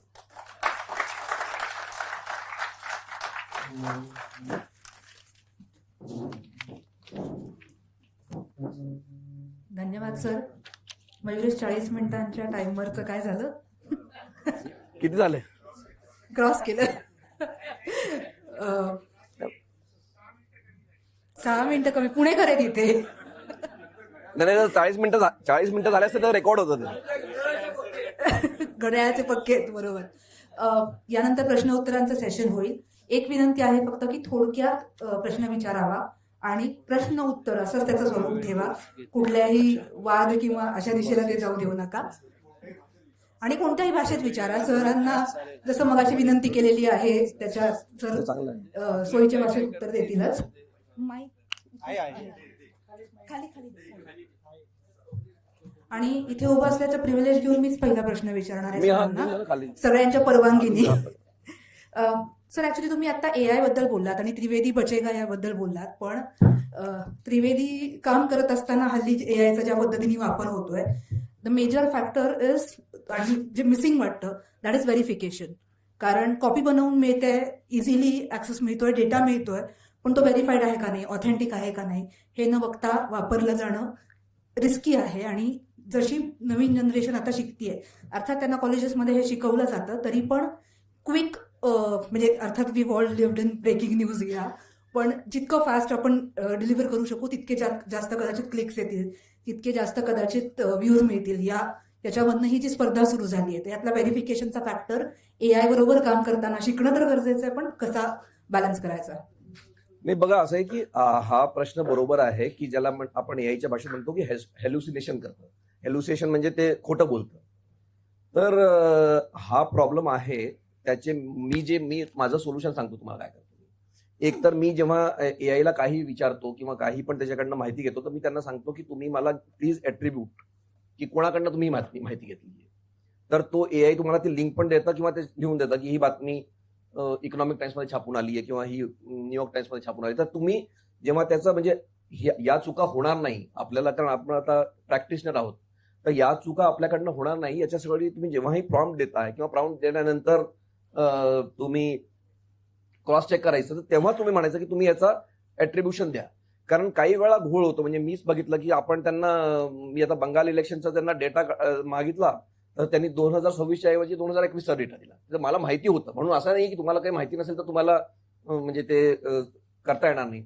तर मला वाटतं की हा एक प्रॉब्लेम असणार आहे. पण आता असं आहे ना प्राची, फक्त 2च वर्ष झाले आहेत येऊन, 2 का 4 वर्ष, म्हणजे 2022 सालीच ChatGPT आलाय, 26 मध्ये आपण आहोत. तर मला वाटतं की AI पण स्वतः या प्रॉब्लेमला सॉल्व्ह करेल. पण मनुष्य म्हणून आपलं काम आहे आणि पत्रकार म्हणून आपलं नाहीतरी काम असतं की आपण जेव्हा कुठली बातमी कोणी देतो तर आपण त्याचा सोर्स विचारतो किंवा तू का म्हणतोय असं. तर तेच जेव्हा आपण AIशी डील करतो ते करण्याची गरज आहे की ते मी नेहमीच विचारतो की प्लीज गिव्ह मी ॲट्रिब्युशन, म्हणजे की याचा सोर्स काय, तुम्ही हे का म्हणताय, तर अर्ध संपतं. एक अजून तुम्हाला मी उपाय सांगतो. काय आहे की जसं आपण कोणाचं सेकंड ओपिनियन घेतलं तर लोक वाईट म्हणजे डॉक्टरांबद्दल की बाबा जर मी सांगितलं तर तू सेकंड ओपिनियन का घेतलं, तर तुम्ही सेकंड ओपिनियन घ्या ना. जर तुम्ही जेमिनीवरती विचारलं तर ChatGPTला त्याचं उत्तर तिकडे द्या, त्याला विचारा की हे बरोबर आहे का. किंवा तुम्ही तिसरा, याच्यात आता तर इतकं फ्री आहे ते सगळं, तर एकच जे आपल्याला उत्तर मिळालंय, you can even check it with another AI. तर म्हणजे पत्रकारांचा मूळ धर्म काय आहे की जे कोणी आपलं काही सांगतात आपलं पहिले पण त्याच्यावरती शक करते. We are suspecting that you are not speaking right. तर आपल्याला AI वरती पण तोच लागू करण्याची गरज आहे, म्हणून चुका होणार नाही. आणि ज्या मला वाटतं होतात ते शेवटी over a period of time it will get correct. Sunil Mane, पूर्वी पत्रकार होतो, यांच्या रिक्रुटमेंट आपण केल्या, मी त्यातनं वगळला गेलो होतो म्हणून आता राष्ट्रवादी काँग्रेस शरद पक्षाचा प्रवक्ता आहे. मयूरेश मला म्हणला सिम्बॉयसिसच्या मुलांसाठी हिंदी प्रश्न है। मैं पूछना चाहता हूँ, मतलब जो प्राची ने अभी किया, जो कुछ प्रश्न किया उसका एक्सटेंशन मयूरेश ने भी अभी उसके बाद में जिसका जिक्र किया, युवाल नोआ हरारे ने इस ChatGPT हो या AI के बारे में बहुत सारा लिखा है और उसकी टेंडेंसीज के बारे में लिखा है, जिन्होंने वो एक स्पेसिफिक बात कही है कि AI अब इंसानों की तरह या उससे प्यूरिफाइड फॉर्म में झूठ बोल रहा है और झूठ शुरू किया है उसने। मुझे अभी हम लोग बात कर रहे हैं, मैं चाइना में भी AI एग्रीकल्चर से लेके सब देख के आया हूँ।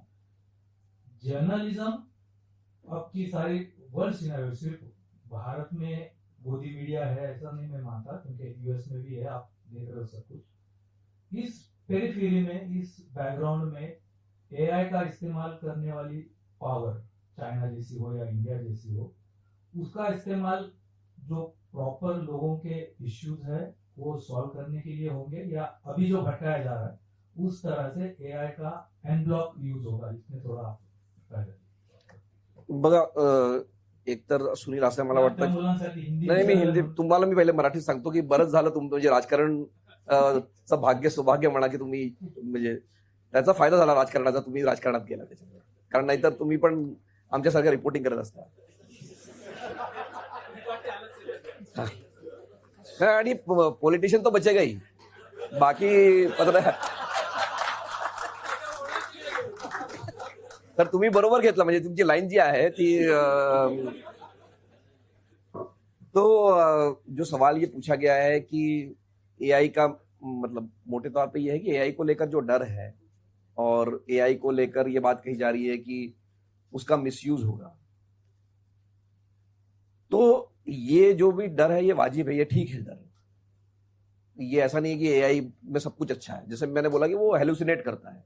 हेलुसिनेट करने का मतलब ये हुआ कि वो they will make up the stories, गलत बात बता देते हैं. लेकिन जैसे मैंने कहा कि आपको फैक्ट चेक करने की जरूरत है, और पत्रकार के तौर पे खास तौर पे हमारा तो काम ही ये है कि कोई भी चीज जो हमें बताई जा रही है उसको हम चॅलेंज करें, उसको हम मतलब जैसे बोलता ना की कोई स्टोरी भी हम रिपोर्ट करते तर 2 सोर्स असले पाहिजे. म्हणजे बेसिकली अगर कोई भी story you can not have a single source, at least 2 sources should be confirming that story. So what I am trying to say is कि ये जो बातें कही जा रही है कि भाई चाइना मिसयूज करेगा, अमेरिका मिसयूज करेगा, तो कोई भी नई टेक्नोलॉजी आती है उसका लोग मिसयूज करते हैं. मैं जब नई टेक्नोलॉजी मतलब अगर मान लीजिए जब बिजली आई थी, अब इसको किस तरह से लोग कंपेयर कर रहे हैं दुनिया में. लोग ये कह रहे हैं कि जैसे बिजली आई थी, तो बिजली आई थी उतनी म्हणजे वीज सारखं ही क्रांती आहे, म्हणजे विजेचं सप्लाय. आज आपल्याला इथे लाईट आहे म्हणून आपल्याला वाटतं की विजेची काय म्हणजे we have taken it for granted. पर जो बिजली आई थी उस तरह से माना जाता है. यह माना जाता है कि जब रेलवे आया था तो ये उस तरह का बदलाव समाज में माना जा रहा है. तो कहने का मतलब ये है कि अगर या तो इस बदलाव को मैं इग्नोर करूं और मैं कहूं कि नहीं जी इसका मिसयूज होगा इसलिए मैं सीखूं नहीं, तो मेरा ये कहना है कि हमको तो यूज करना है, अपने फायदे के लिए यूज करना है. अपने फायदे से मेरा मतलब ये है कि अगर हम नहीं सीखेंगे तो हम पीछे छूट जाएंगे. और मैं जब ये कह रहा हूं कि त्रिवेदी बचेगा, तो मैं I want to submit very humbly की I have tried to change with every wave. म्हणजे नवीन शिकायला पाहिजे, नई चीजें आपको सीखते रहना चाहिए. और ये सिर्फ पत्रकारिता नहीं, में आप किसी भी प्रोफेशन में होंगे तो अगर आप मतलब पानी जब स्थिर हो जाएगा तो वो सड़ जाता है, मतलब आप किसी भी क्षेत्र में हो सकते हैं. तो ये मुझे लगता है कि जो डर है वो अपनी जगह, उसका मिसयूज लोग करेंगे. मतलब अब कोई भी चीज का मिसयूज तो लोग करते ही है, अभी भी there are always bad actor, but that doesn't mean that the good will not happen. Good afternoon. I happen to speak to around 2 dozen journalists about use of AI in their work. And one of the questions was whether there is an institutional policy and proper training given to the journalists. So the answer was that, at least at that time, that there is no well-drafted policy that has been conveyed from top to bottom, and no proper training also was given. And you are saying that everybody should learn AI. So what are media institutions from the management point of view doing about that? So I can speak for my group, my institution, that I think our training started way back in 2023. We had an expert coming down. So at least for India Today Group, we are using it very extensively, and people are being trained. And another problem with the AI is that it is changing so fast that by the time you train somebody, something else has happened. But as I said, this technology is very new. It is only 4-year-old. And if you want to learn AI, I think the best friend, there is no coach, there is nothing. You can learn it AI from the AI. तुम्ही जर वापरलं त्याला तर you can learn from it. आणि जैसे students है उसको मैं बताता हूँ जो ट्रिक अपनाने की जरूरत है. एक तो ये 3 चीजें कही जाती है किसी भी एआई को यूज करने के लिए. You tell him that you be my AI professor और coach. So give him a role, give AI a role that you are my teacher, you are my friend, you are my doctor, whatever. So give a role to the AI when you are giving a prompt. दूसरी गोष्ट अशी आहे की you have to say that who you are. Am I a journalist? I am a practitioner. I am a student. So tell AI about that. And then you give your question, context, whatever. So by and large, I mean, whenever I give a prompt, I always say that explain me like a beginner. So then it breaks down like a beginner and you understand it better. So now that there are also online, there are a lot of courses available, Coursera, these are all free courses. So you just, a lot of universities are also, the foreign universities are also running the courses. Google is also running, Microsoft is also running. I have done a course from Google. So what I'm trying to say is that because it's number one, the technology is changing every day, and so there's no sort of framework in place at the moment. And institutions are trying; they are also grappling because we don't know how it is evolving. As I told you, that this zero click is a new phenomenon. Nobody ever thought about it, that people will stop coming to website because they are reading it elsewhere. Agashe sir. I'm not going to talk about Trivedi. Trivedi बचेगा नहीं बचेगा वो बात अलग है. Point is, Trivedi is an intermediate customer of the information sources. The end customer is people at large. जिसके लिए journalism exist करता है, मीडिया एग्जिस्ट करता है, there's a society at large. Right. What are going to be the effects on the society of AI developments? That's my question. Because there are a couple of things that are associated with it. एक बात तो ये है कि there is something called fatigue factor, as you all know. Because everybody is hooked on social media, I mean, a fatigue factor comes into play. And therefore, if you expect ordinary members of the society to verify every piece of information that they get thanks to AI, it's not going to work that way. Because after a while, I get tired and just get fed up and I decide my opinion as to whatever information I get, depending on that. So society पे इसका effect क्या होगा? That's one thing. Secondly, we are also aware about the kind of algorithms that are active.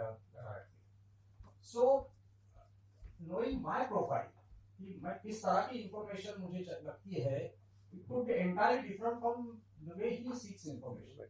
And therefore, my truth, my reality could be different from his truth or his reality.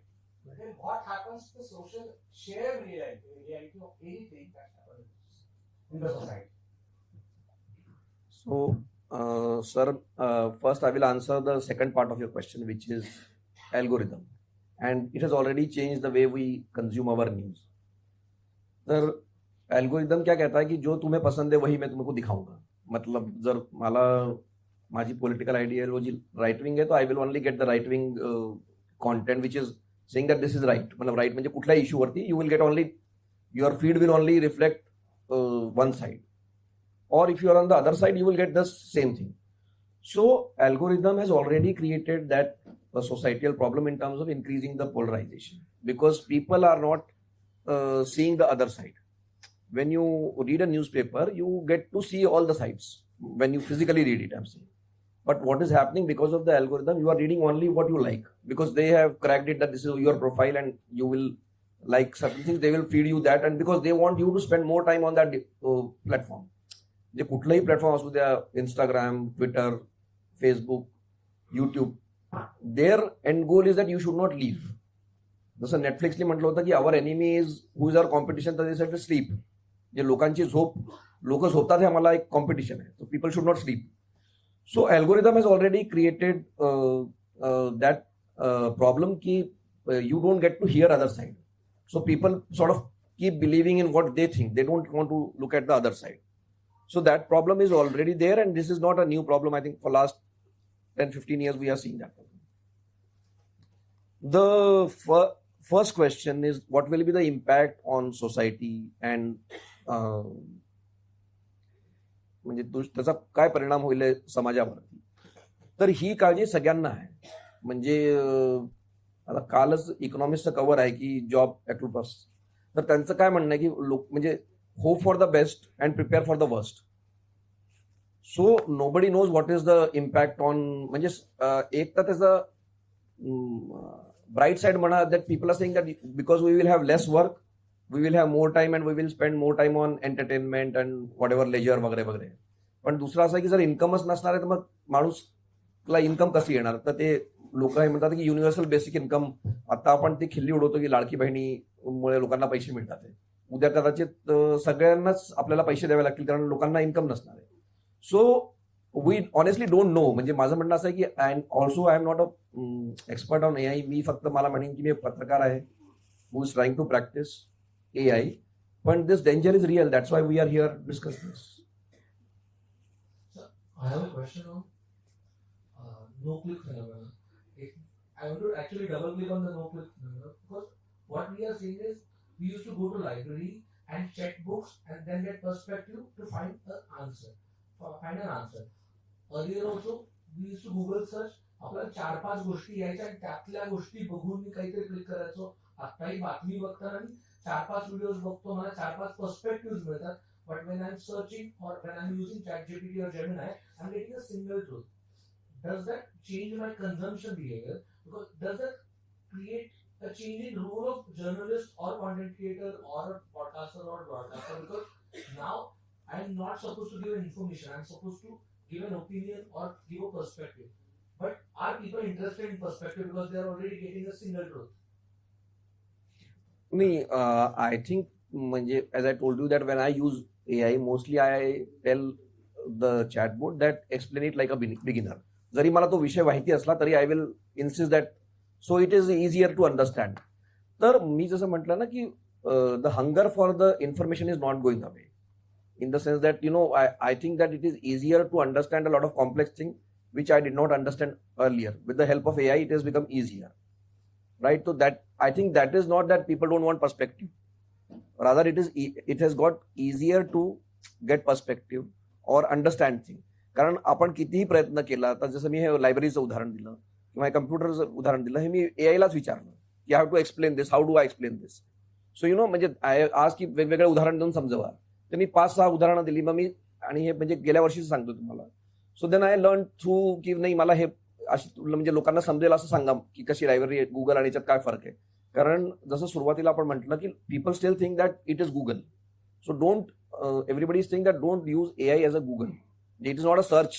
It is somebody who is sitting there who can answer your questions. Now coming to your question which is that लोकांना information लागेल. आणि AI please understand, AIने रट्टा मारला आहे. म्हणजे AI काही असा नाही की तो म्हणजे तो असा ब्राईट स्टुडंट आहे की त्यांनी रट्टा मारला आहे. म्हणजे त्याला कळतात असं मी म्हणणार नाही अजून, पण तर जी माहिती अवेलेबल आहे तोच तो देऊ शकतो. So they need a source for information.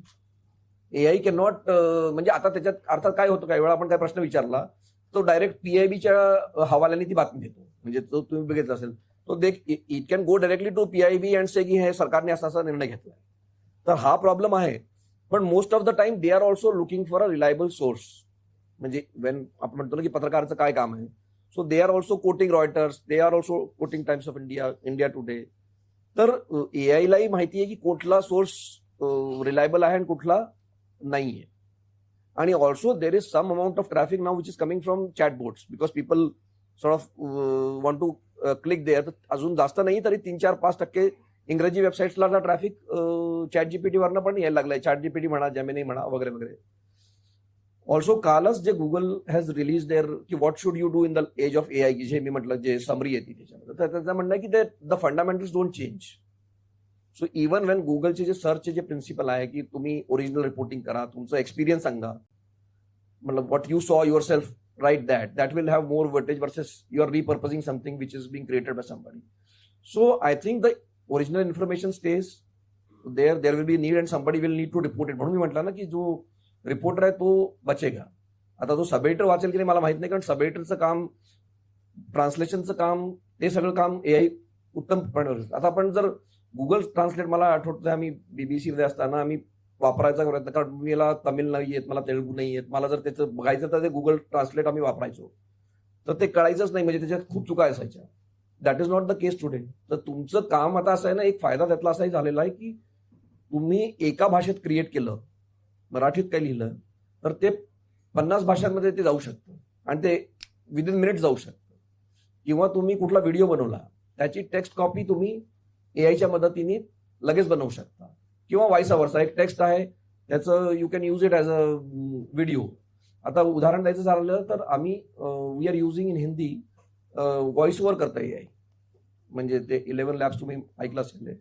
So लोक it is doing voice over. जसं ते मी बजाजचं उदाहरण दिलं तर ते उत्तम AI म्हणजे तुम्हाला कळणार नाही की that is done by AI, आणि त्याच्यामध्ये व्हेरिएशन आहे. उद्या माझी आवाज जर क्लोन करायची झाली तर it can do my cloning. मला बोलायची गरज नाही, मी फक्त लिहून दिलं, that can still do well. So I think information आता ती who will pay for that information is the question. म्हणजे when I'm saying that whether the institution, media company pays or somebody else pays is the question. पूर्वीच्या काळी आपण वर्तमानपत्रात बातमी छापून आली की त्याच्यावर विश्वास ठेवतो. AI वापर करताना सगळी ती माहिती पुरवतं आणि शेवटी कळली देते ही माहिती चुकीची असण्याची शक्यता तुम्ही व्हेरीफाय करा. विश्वास कसा ठेवायचा? नाही, ते तर त्यांचा एक लिगल डिस्क्लेमर आहे, त्यांची अपेक्षा की तुम्ही ठेवावा. हे त्यांचं असं आहे की त्यांना उद्या कुठला केस होता कामा नये किंवा काही होणार, तर ते एक लिगल डिस्क्लेमर आहे. पण बेसिकली तर they want you to believe what they are saying. तर हे बरोबर आहे की जे छापून येतं ते सत्य आहे आपण असं मानायचं. पण त्याचं कारण काय होतं? त्याचं कारण असं होतं की there was a human verification chain. म्हणजे मी म्हणतो की जेव्हा कोणी रिपोर्टर बातमी देऊन यायचा, तर असं नाहीये ना, पहिले तर रिपोर्टरला चीफ रिपोर्टर सांगायचा की तू ही बातमी करायची की नाही करायची. तो घेऊन यायचा, मग चीफ रिपोर्टर बघायचा, मग सब एडिटर बघायचा, मग चीफ सब एडिटर बघायचा, मग प्रूफ एडिटर बघायचा. So there was a chain. म्हणजे वेगवेगळी ती माहिती येताना वेगवेगळ्या गेटवरती थांबायची ती. तर ती चाळली जायची, म्हणजे प्रत्येक गोष्ट थांबायची. ती अजून टीव्हीमध्ये सुद्धा थांबते की एक असाइनमेंट असतं तिथे थांबते ती बातमी की नाही, रिपोर्टरने दिल्यानंतर ते कोणी असं नाही की लगेच ते गेलं. तर एआयच्या केसमध्ये तसं नाहीये. म्हणजे एआय आता, पण अजून हे पण लक्षात घेण्याची गरज आहे की एआय पण जी माहिती देतोय ती माहिती छापून आलेलीच देतोय तो. म्हणजे मी म्हणतो आता छापून आलाय तर ते कुठल्या पेपरमध्ये छापून आलाय, ती बातमी चुकीची असेल तर गोष्ट वेगळी आहे. मात्र when AI is also generating news for you, that is from some source, some newspaper, some TV channel, some journal. तर आता त्यांनीच चुकीचं दिलं असलं त्याच्यात एआयचा दोष नाहीये. तर सांगायचा अर्थ असा की डिस्क्लेमर आहे, पण ते त्यांनी आपल्या फक्त बचावासाठी केलंय. त्यांचं म्हणणं की आम्ही ते सांगतो ते सत्य आहे. सर थोडा वेगळा पर्स्पेक्टिव्ह. ओके, तू विचार मग वैभव आणि मग थोडी ओव्हर टेक्नॉलॉजी असा एक प्रभाव दिसतोय स्वीडनमध्ये. शाळांमध्ये सोशल मीडिया ओव्हर टेक्नॉलॉजी किंवा डिजिटल यूज थांबवलाय. ऑस्ट्रेलियामध्ये पण तसंच झालेलं आहे. सो आगाशी सरांनी जो मुद्दा मांडला होता फटीकचा, तर अॅनालॉगीकडे परत जाणार. उदाहरण कोडॅकनी पुन्हा एकदा फिल्म प्रोडक्शन सुरू केलं त्यांचं, अशी एक मध्यंतरी बातमी होती. सो ओव्हर यूज ऑफ टेक्नॉलॉजीचा एकूण मानवी मनावर होणारा परिणाम, त्याच्यातनं येणारा फटीक, त्याच्यात असलेला एआय आणि एआय हाही एक बबल आहे अशी असलेली चर्चा, तर या सगळ्याकडे तुम्ही कसं बघता? नाही, पहिले आपण याच्याबद्दल बोलूया की एआय हे बबल आहे का. म्हणजे बबल जेव्हा लोक म्हणतात तेव्हा ते स्टॉक मार्केटच्या बद्दल बोलतात. कारण अमेरिकेमध्ये आता जेवढाही स्टॉक मार्केट वरती चालला त्याच्या मागे लोक वेडे झालेत. म्हणजे लोक पैसे लावायला तयार आहे. काही पण एआय म्हटलं आणि लोक पैसे लावायला तयार आहे. तर असं लोक म्हणतात की हेच झालं होतं जेव्हा रेल्वे आलं होतं, तर लोकांनी त्यावेळी खूप पैसे लावले आणि ते नुकसान झालं. तर जे बेजोस आहे, जेफ बेजोस अमेझॉनचे, त्यांचं असं म्हणणं आहे की हा बबल जरी बस झाला तरी उद्या टेक्नॉलॉजी कुठे जाणार नाहीये. म्हणजे जसं आपण आता जर अगदी लेटेस्ट आपल्याला जर बबल तुम्हाला आठवत असेल, जेव्हा .com बस झाला होता, .com बबल, म्हणजे आसपास मी जे म्हटलं ना जेव्हा गुगल आलं होतं, तर त्यावेळी असं वाटलं की सगळ्याच गोष्टी इंटरनेट करेल. म्हणजे अजून 2000 सालीचे म्हणणार गेलं, प्रत्येक माणूस काही ना काहीतरी करायचा. पण ते बबल त्यावेळी म्हणजे किंमत स्टॉक मार्केटमधलं ते बबल बस झालं. पण आज तुम्ही हे बघा की डिजिटल किंवा .com ज्याला जसंही म्हणाल, आपण आपलं ट्रान्सपोर्ट म्हणजे उबर आपण त्याच डिजिटलवरनं चालवतोय, कारण ती टेक्नॉलॉजी तिथे कायम आहे. किंवा तुम्ही म्हणा जर आपल्याला जेवायचं ऑर्डर करायचं ते येतंय, whatever you want to do, booking करायचं, ट्रॅव्हल करायचं, सगळं इज थ्रू दॅट टेक्नॉलॉजी. जेव्हा त्यावेळी तो बबल होता, बबल बस झाला. आता ती टेक्नॉलॉजी, अंडरलाईंग टेक्नॉलॉजी जी होती that stayed. So bubble will bust, may not bust, I don't know. Though एक स्टॉक मार्केट बबल आहे, पण this technology is for real and it is here to stay. That is point number 1. दुसरं, जसं तुम्ही म्हणाला की fatigue होईल किंवा लोक त्याच्याशी काय म्हणतात त्याला, बोर होतील.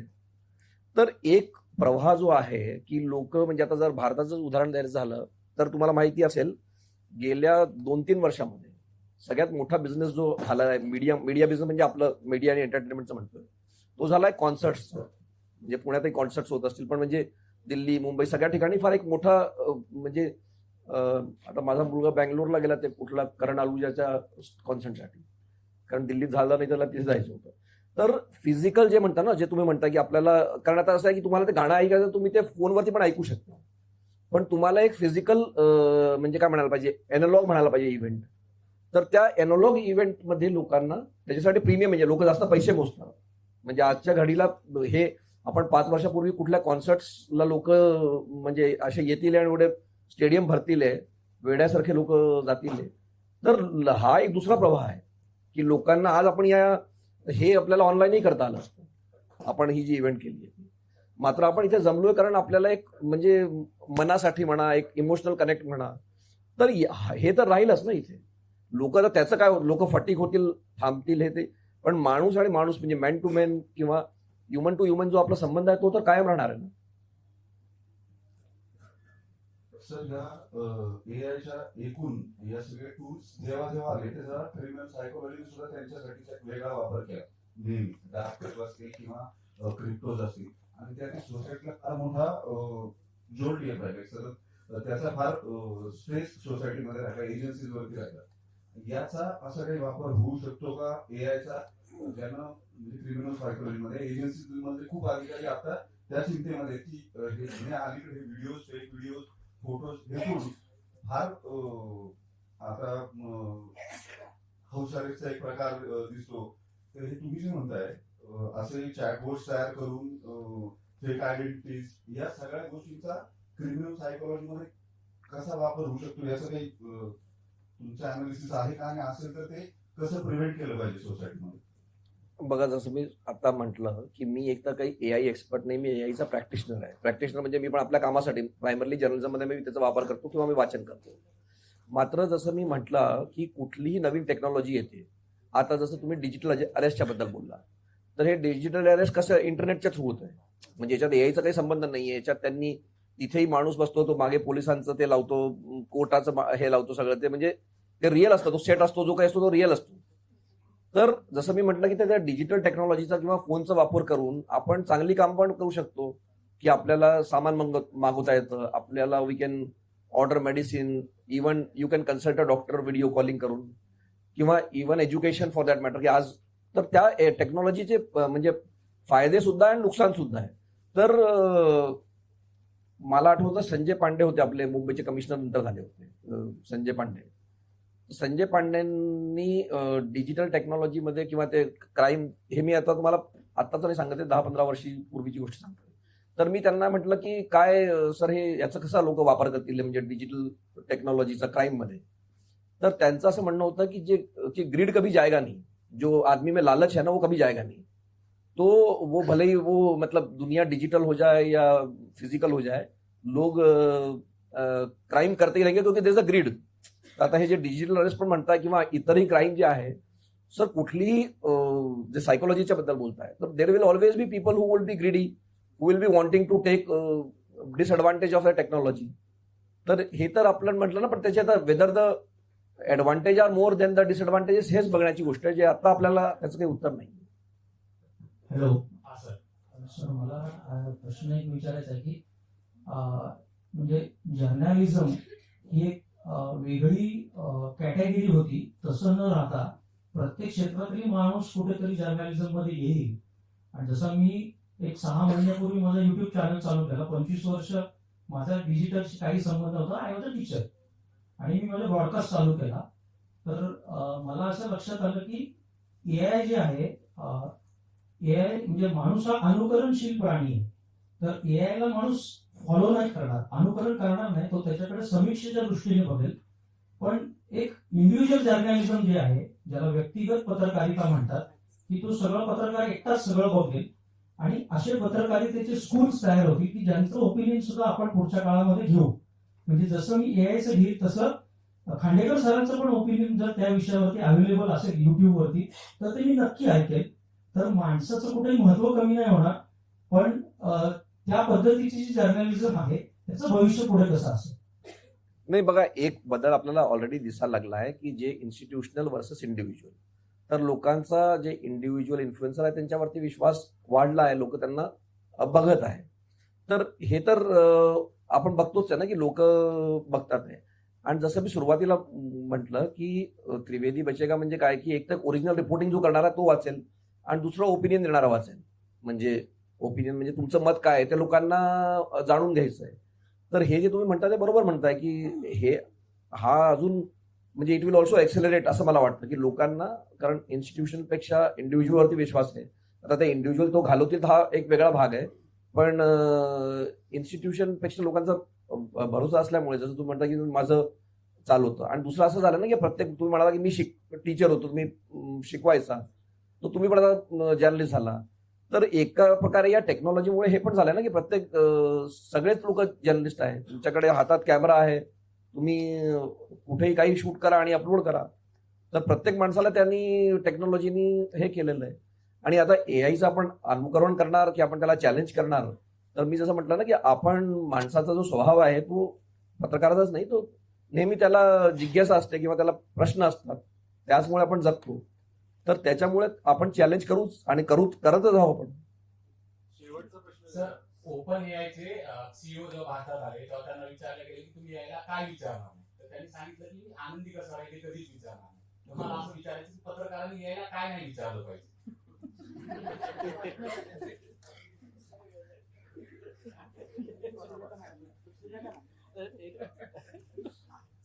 नाही, मला वाटतं की पत्रकारांनाच आनंदी राहण्याची गरज आहे. कारण काय आहे की आपण फार सगळ्या जगातलं दुःख आपण आपल्या म्हणजे आपल्याला वाटतं की हे कसं केलं, यांनी कसं केलं. अगदी ते ट्रम्पपासनं, चायनापासनं, मोदी सगळंच आपल्याला म्हणजे पुरी दुनिया का बोझ हम अपने कंधों पे उठाते हैं. तर मला वाटतं की आनंदी कसं राहावं पहिले तर आपल्याला हे शिकायची गरज आहे पत्रकारांना. आणि म्हणजे काय नाही विचारायचं असा काही प्रश्न नाही. कारण बघा, मी एक जेव्हा म्हणजे सगळ्यांना शिकवायचो किंवा ट्रेनिंग द्यायचो, तेव्हा मी एकच गोष्ट म्हटली की आपण पत्रकार का झालो, आपण पत्रकार किंवा तुम्हाला सक्सेसफुल व्हायचं तर काय कारण आहे, त्याच्यासाठी काय करायला पाहिजे. तर मी नेहमी एकच गोष्ट सांगतो, जर तुमच्यामध्ये जिज्ञासा नसेल, तुमच्यामध्ये प्रश्न विचारण्याची क्षमता, म्हणजे तुम्हाला जर काही कौतूहल नसेल, कुठलं तुम्हाला जर शिकायचं नसेल काही, तर तुम्ही कुठली बातमी करता जर तुम्ही प्रश्नच विचारणार नाही तर तुम्हाला उत्तर मिळणार नाही. म्हणजे अगदी तुम्ही कुठल्या स्पॉटला गेला तर तरी मिळणार नाही माहिती. किंवा तुम्ही म्हणजे कुठली बातमी, ही बातमी पास करायची किंवा नाही करायची, त्याच्या रिपोर्टरला प्रश्न विचारला जर तुम्ही डेस्कवर आहात, तर प्रश्न विचारणं हा माणसाचा स्वभाव आहे, पण त्या आणखीन जास्त लागू पडतो पत्रकाराला. तर मला तर असं वाटतं की आपण सर्व प्रश्न विचारायला पाहिजे. फक्त पत्रकाराला जो धर्म आहे त्याचा, तो धर्म असा की जे कोणी बोलतं त्याच्यावरती आपण विश्वास करत नाही, त्याला आपण डबल चेक करतो. तर तो जो आपला शक्की स्वभाव आहे की नाही, हमको भरोसा नाही, आप सही नहीं कह रहे, म्हणजे आपलं पहिलं सिनिकल आपण म्हणतो ना, आपण सिनिकल का आहोत, तर तीच गोष्ट लागू पडते की आपण विचारा त्याला, पण त्याच्यावरती विश्वास नका करू, डबल चेक करा. निर्माण केलेले सगळे प्रॉब्लेम्स एकत्र करून एआयलाच विचारलं की याला कसं कॉम्बॅट करायचं, उत्तर मिळेल का दृष्टिकोन विचारून बघा. शेवटचे 2 प्रश्न, राहुल आणि मग योगेश. सर, 20 वर्षापूर्वी तुम्ही जितके त्रिवेदी निवडले आमच्यासाठी ते बऱ्यापैकी टिकलेले आहेत, ते पटके. पण आता या एआयच्या जमान्यामध्ये जवळपास भरपूर असे विद्यार्थी आहेत त्यांच्या वतीने प्रश्न विचारते की त्यांनी कसं प्रिपेअर राहायला पाहिजे की तुम्हाला सामोरं जाताना त्याचा प्रॉब्लेम येणार. नहीं, मैंने जैसे कहा कि कोई जो बेसिक चीज है वो बदलती नहीं है. और बेसिक चीज ये है कि अगर आप सवाल नहीं पूछेंगे तो आप पत्रकार नहीं बन सकते. तो आप एआई से पूछिए, आप सरकार से पूछिए, आप पुलिस से पूछिए, आप किसी अमिताभ बच्चन से पूछिए, किससे ही पूछिए, लेकिन अगर सवाल पूछना हमारा अगर बचना है तो सबसे पहले तो सवाल पूछना हमको जिज्ञासा होना चाहिए. अगर आप में जिज्ञासा नहीं है तो आप पत्रकारिता में बताइए. तो अगर मैंने कहा ना कि अगर पहली चीज ये है कि जिज्ञासा को मरने मत दीजिए, सवाल पूछिए, जवाब सुनिए एआई से या और भी जगह से, लेकिन आंख बंद करके उस पर विश्वास नहीं करना चाहिए. त्याला आपण डबल चेक करण्याची गरज आहे, क्रॉस चेक करण्याची गरज आहे. हा झाला पहिला भाग. आणि दुसऱ्या पिढीला म्हणजे मला वाटतं की 20 वर्षापूर्वी जब लोग आए थे तो उसकी एक वजह ये भी थी कि हमको टेक्नोलॉजी से बहुत डर लगता था, जो की आज की पिढी को नहीं लगता है. अब उसका वजह ये भी थी की जे आपलं काही इकॉनॉमिक बॅकग्राऊंड होतं की आपल्याकडे काही कम्प्युटर नव्हतं घरी किंवा लॅपटॉप नव्हतं, त्यावेळी मोबाईल येतच होता. तर दुसरी गोष्ट, if you have to survive you have to learn technology और बी फ्रेंड विथ टेक्नॉलॉजी. जसं मी म्हटलं की पंकज उदाहरण दिलं की Pankaj was a friendly with technology, Venkatesh. So if you are not friend with technology, in this case AI, so you cannot wish away AI. You have to learn AI. You have to sort of change yourself with AI. तर पहली गोष्ट ती जिज्ञासा असली पाहिजे, सवाल पूछना चाहिए. और दूसरी कि जो आपका AI को अपना दोस्त बनाएंगे उसको, जैसे मैंने आपको एनवीडिया वाला बताया कि somebody who knows AI will take away your job. AI will not take away your job. So keep learning. That's what I would say. Sir, माझा प्रश्न न्यूज अँकरच्या अँगलनी आहे आणि त्याच्यामध्ये मला विचारायचं की येणाऱ्या काळामध्ये आता आपण बघितलं काही ठिकाणी न्यूज अँकर एआय बघितले आपण, तर त्याचं फ्युचर आणि ह्युमन इमोशन्सला हा एआय अँकर मॅच होऊ शकतो का? तुमचं ऑब्झर्वेशन काय? नाही बघ, आता असं आहे ना अश्विन, की तुझाही अँकर क्लोन बनू शकतो. म्हणजे तू जसं बोलतो तसं एआय बोलू शकतो. आणि असे म्हणजे आता अष्टकमध्ये असे अँकर ज्यांचे आपण एआय क्लोन बघितलेले आहेत, तर ते फार ब्रूटमध्ये मी बघितलं की कुठल्या रिपोर्टरचा एक क्लोन बनलेला आहे.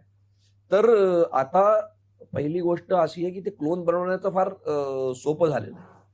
म्हणजे सोपं झालं म्हणजे तू जे काम करतो किंवा मी जे काम करतो ते एआय अगदी त्यांना कळणार सुद्धा नाही की अश्विन बोलतोय की खराब अश्विन बोलतोय की एआय अश्विन बोलतोय. मात्र माझं असं मत आहे, म्हणजे हे माझं मत आहे की आपण जेवढे एआय अँकर वगैरे आलेत, म्हणजे ज्याच्यात गरज नाही. मी जसं मी म्हटलं की व्हॉइस ओव्हर, पण मला असं वाटतं की अजूनही कुठला एआय अँकर सफल झालेला नाही. एआय म्हणजे नुसता एआय, म्हणजे not the clone of AI. I am saying that the original, म्हणजे कोणी तो अजून तेवढा काही पॉप्युलर झालेला नाहीये, त्याच्यात अजूनही तो होत आहे, म्हणजे चेंजेस होतात.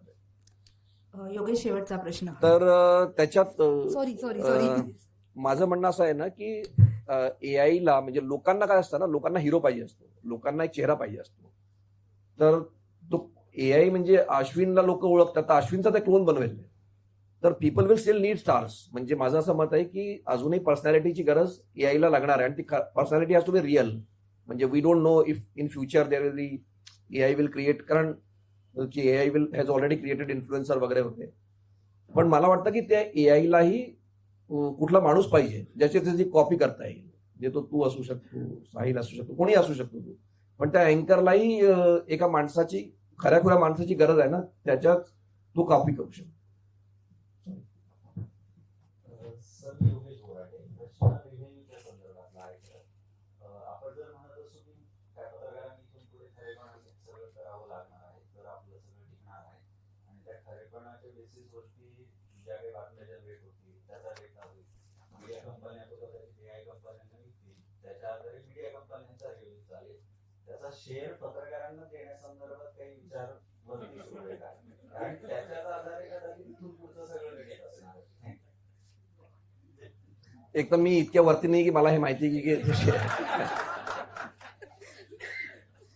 पण मला असं वाटतं ना की एआय जरी नसला तरी मीडिया समोर जे संकट आहे रेव्हेन्यूचं, ते खरं आहे. म्हणजे मी म्हटलं ना, त्याचं कारण मी तुम्हाला सांगतो. त्याचं कारण असं आहे की, आणि हे मला जे सुधीर अग्रवाल जे भास्करचे त्यांनी सांगितलं, तर त्यांचं असं म्हणणं आहे की पहिले कुठलं टीव्ही चॅनल असू द्या, वर्तमानपत्र असू द्या, त्यांच्याकडे लोक काय ऍडव्हर्टाईज करायला यायचे, त्यांच्याकडे एक गठ्ठा लोक होते, म्हणजे they had an audience to sell, so to say, की म्हणजे त्यांच्याकडे रीच होती. रीच म्हणजे की बाबा माझ्याकडे 10 कोटी प्रेक्षक आहे, 5 कोटी प्रेक्षक आहे, किंवा माझं सर्क्युलेशन एवढं आहे. तर तुम्हाला पुण्यात काही बातमी, म्हणजे कुठलं प्रॉडक्ट लॉन्च करायचं, सकाळमध्ये छापलं म्हणजे सगळं पुण्याला कळून जाईल. तर that is why they bought, advertiser bought the newspaper. म्हणजे न्यूजपेपर म्हणा, टीव्ही म्हणा, की बाबा महाराष्ट्रात करायचं ठीक आहे, मराठी चॅनलवरती जाहिरात करा. आता काय झालंय की गुगल आणि मेटामुळे, आणि आता काही प्रमाणात अमेझॉन, म्हणजे आता काय आपली कॉम्पिटिशन जी आहे ती इव्हन झोमॅटोमध्ये पण ऍड आहे, इव्हन झॅप्टोमध्ये ऍड आहे. तर लोक आता जिथे ट्रान्झॅक्शन, कारण शेवटी त्याला तर माल विकायचा आहे, म्हणजे तो मला जो जाहिरात देतो त्याला तर माल विकायचा आहे, तर आता तो अमेझॉनवरतीच पैसे खर्च करतोय. हा म्हणजे गुगल तर आहेच, म्हणजे गुगल आणि मेटा तर आहेच. माझं म्हणणं की आता कॉम्पिटिशन झेप्टो पण आहे आणि ब्लिंकिट पण आहे, कारण तिथेही जाहिरात ते प्रमोटेड असतं त्यांचं. तर जी कंपनी जाहिरात देणारी त्याचा गोल आहे की माल माझा विकला गेला पाहिजे. तर त्यामुळे जी रीच आपल्याकडे होती आणि ती पण टार्गेटेड, किंवा तुम्हाला अमुक सामान पाहिजे तर तुमच्याकडेच तुम्हालाच ते टार्गेट करेल. आता आपण जेव्हा म्हणजे वर्तमानपत्रामध्ये किंवा टीव्हीवर ते देतो तर lot of reach get wasted म्हणजे कारण ते बऱ्याच लोकांना ते प्रोडक्ट नको पाहिजे किंवा. तर हे आता काय झालंय की जे ऍडव्हर्टायझिंग आहे म्हणजे डिजिटल ऍडव्हर्टायझिंग आपण तो खूप ग्रो करतोय, त्यातले 80% 85% is just between Google and Meta. त्या दोघांकडेच ते 100 पैकी 80-85. उरलेलं जे आहे म्हणजे 15% 20% ते आपल्या डिजिटलमध्ये म्हणजे आपल्या प्लॅटफॉर्मवरती येतात. तो problem is because we are not, media companies are not owning the platform. म्हणजे पेपर कसा होता तो एक प्लॅटफॉर्म होता, टीव्ही चॅनल कसा होता एक प्लॅटफॉर्म होता, जरी का तो दुसऱ्याच्या केबलवर ठेवतो. तो प्लॅटफॉर्म आता युट्यूब झालेला आहे, तो आता फेसबुक झालेला आहे, तो इंस्टाग्राम झालेला आहे. So this is the problem which is for real. It has nothing to do with the AI. AI will only accelerate the problem, as I said, ki people will not go to your website, to your YouTube. They will just get that summary there and तर तुम्हाला असं content बनवावं लागेल की लोक त्याच्यासाठी येतील, त्याच्यासाठी पैसे मोजतील. तर म्हणजे जगामध्ये फक्त न्यूयॉर्क टाइम्सला ते जमलं, बाकी इथं अजून कोणाला जमलेलं नाही. तर आपण खरोखरी त्या बातमीसाठी एवढी मेहनत करतोय का की लोक त्याच्यासाठी पैसे देतील, हा म्हणजे महत्वाचा भाग आहे. तर मला वाटतं की अजूनही म्हणजे मी नाही सांगणार, I am a hopeful person. मला असं वाटतं की अजूनही मी आशावादी आहे की त्यातनं मार्ग निघेल, कारण अजूनही पेपर निघतात, अजूनही चॅनल चालतात, अजूनही लोक काम करतात. आणि शेवटी लोकांना मी म्हटलं ना की विश्वास ब्रँडवरती असतो, सकाळ असतो त्या टाइम्सवरती, त्याच्यावरती त्यांचा लोकांचा विश्वास असतो किंवा इथे छापूराला म्हणजे बरोबर आहे. तर म्हणून हे टिकतील. पण तुम्हाला मला पैसे मिळतील की नाही मला माहित नाही.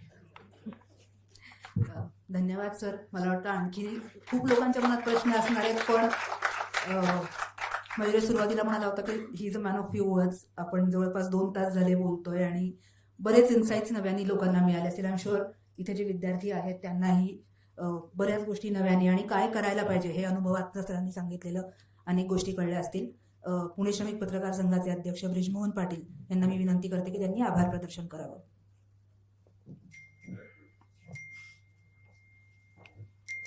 आज आपण व्यंकटेश चपळकर सरांच्या आठवणीसाठी हे स्मृती व्याख्यान आयोजित केलेलं होतं.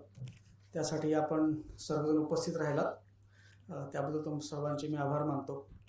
खरं तर सरांनी खूप व्यापक पद्धतीने हा विषय मांडलेला आहे. ज्या त्रिवेदींना जे सगळे प्रश्न पडले होते त्यांना ते उत्तरं त्याची बऱ्यापैकी मिळाली आहेत असं मी मानतो. कारण की असं मी सर तुमचं भाषण ऐकताना असं मला वाटलं की त्रिवेदी बचेगा की नाही, असं त्रिवेदीला पहिल्यांदाच प्रश्न पडलेला दिसतोय. तर आपण त्या AI ला स्वीकारूयात आणि त्रिवेदी वाचेल असं माझं मत सरांचं भाषण ऐकून झालेलं आहे. खरं तर ह्या व्याख्यानासाठी चपळकर कुटुंबीय, खेळकर कुटुंबीय उपस्थित राहिले, त्याचप्रमाणे माध्यम क्षेत्रासह इतर क्षेत्रातील मान्यवर उपस्थित राहिले, त्या सर्वांचे आभार मानतो आणि हा कार्यक्रम संपला असेल जाहीर करतो. धन्यवाद.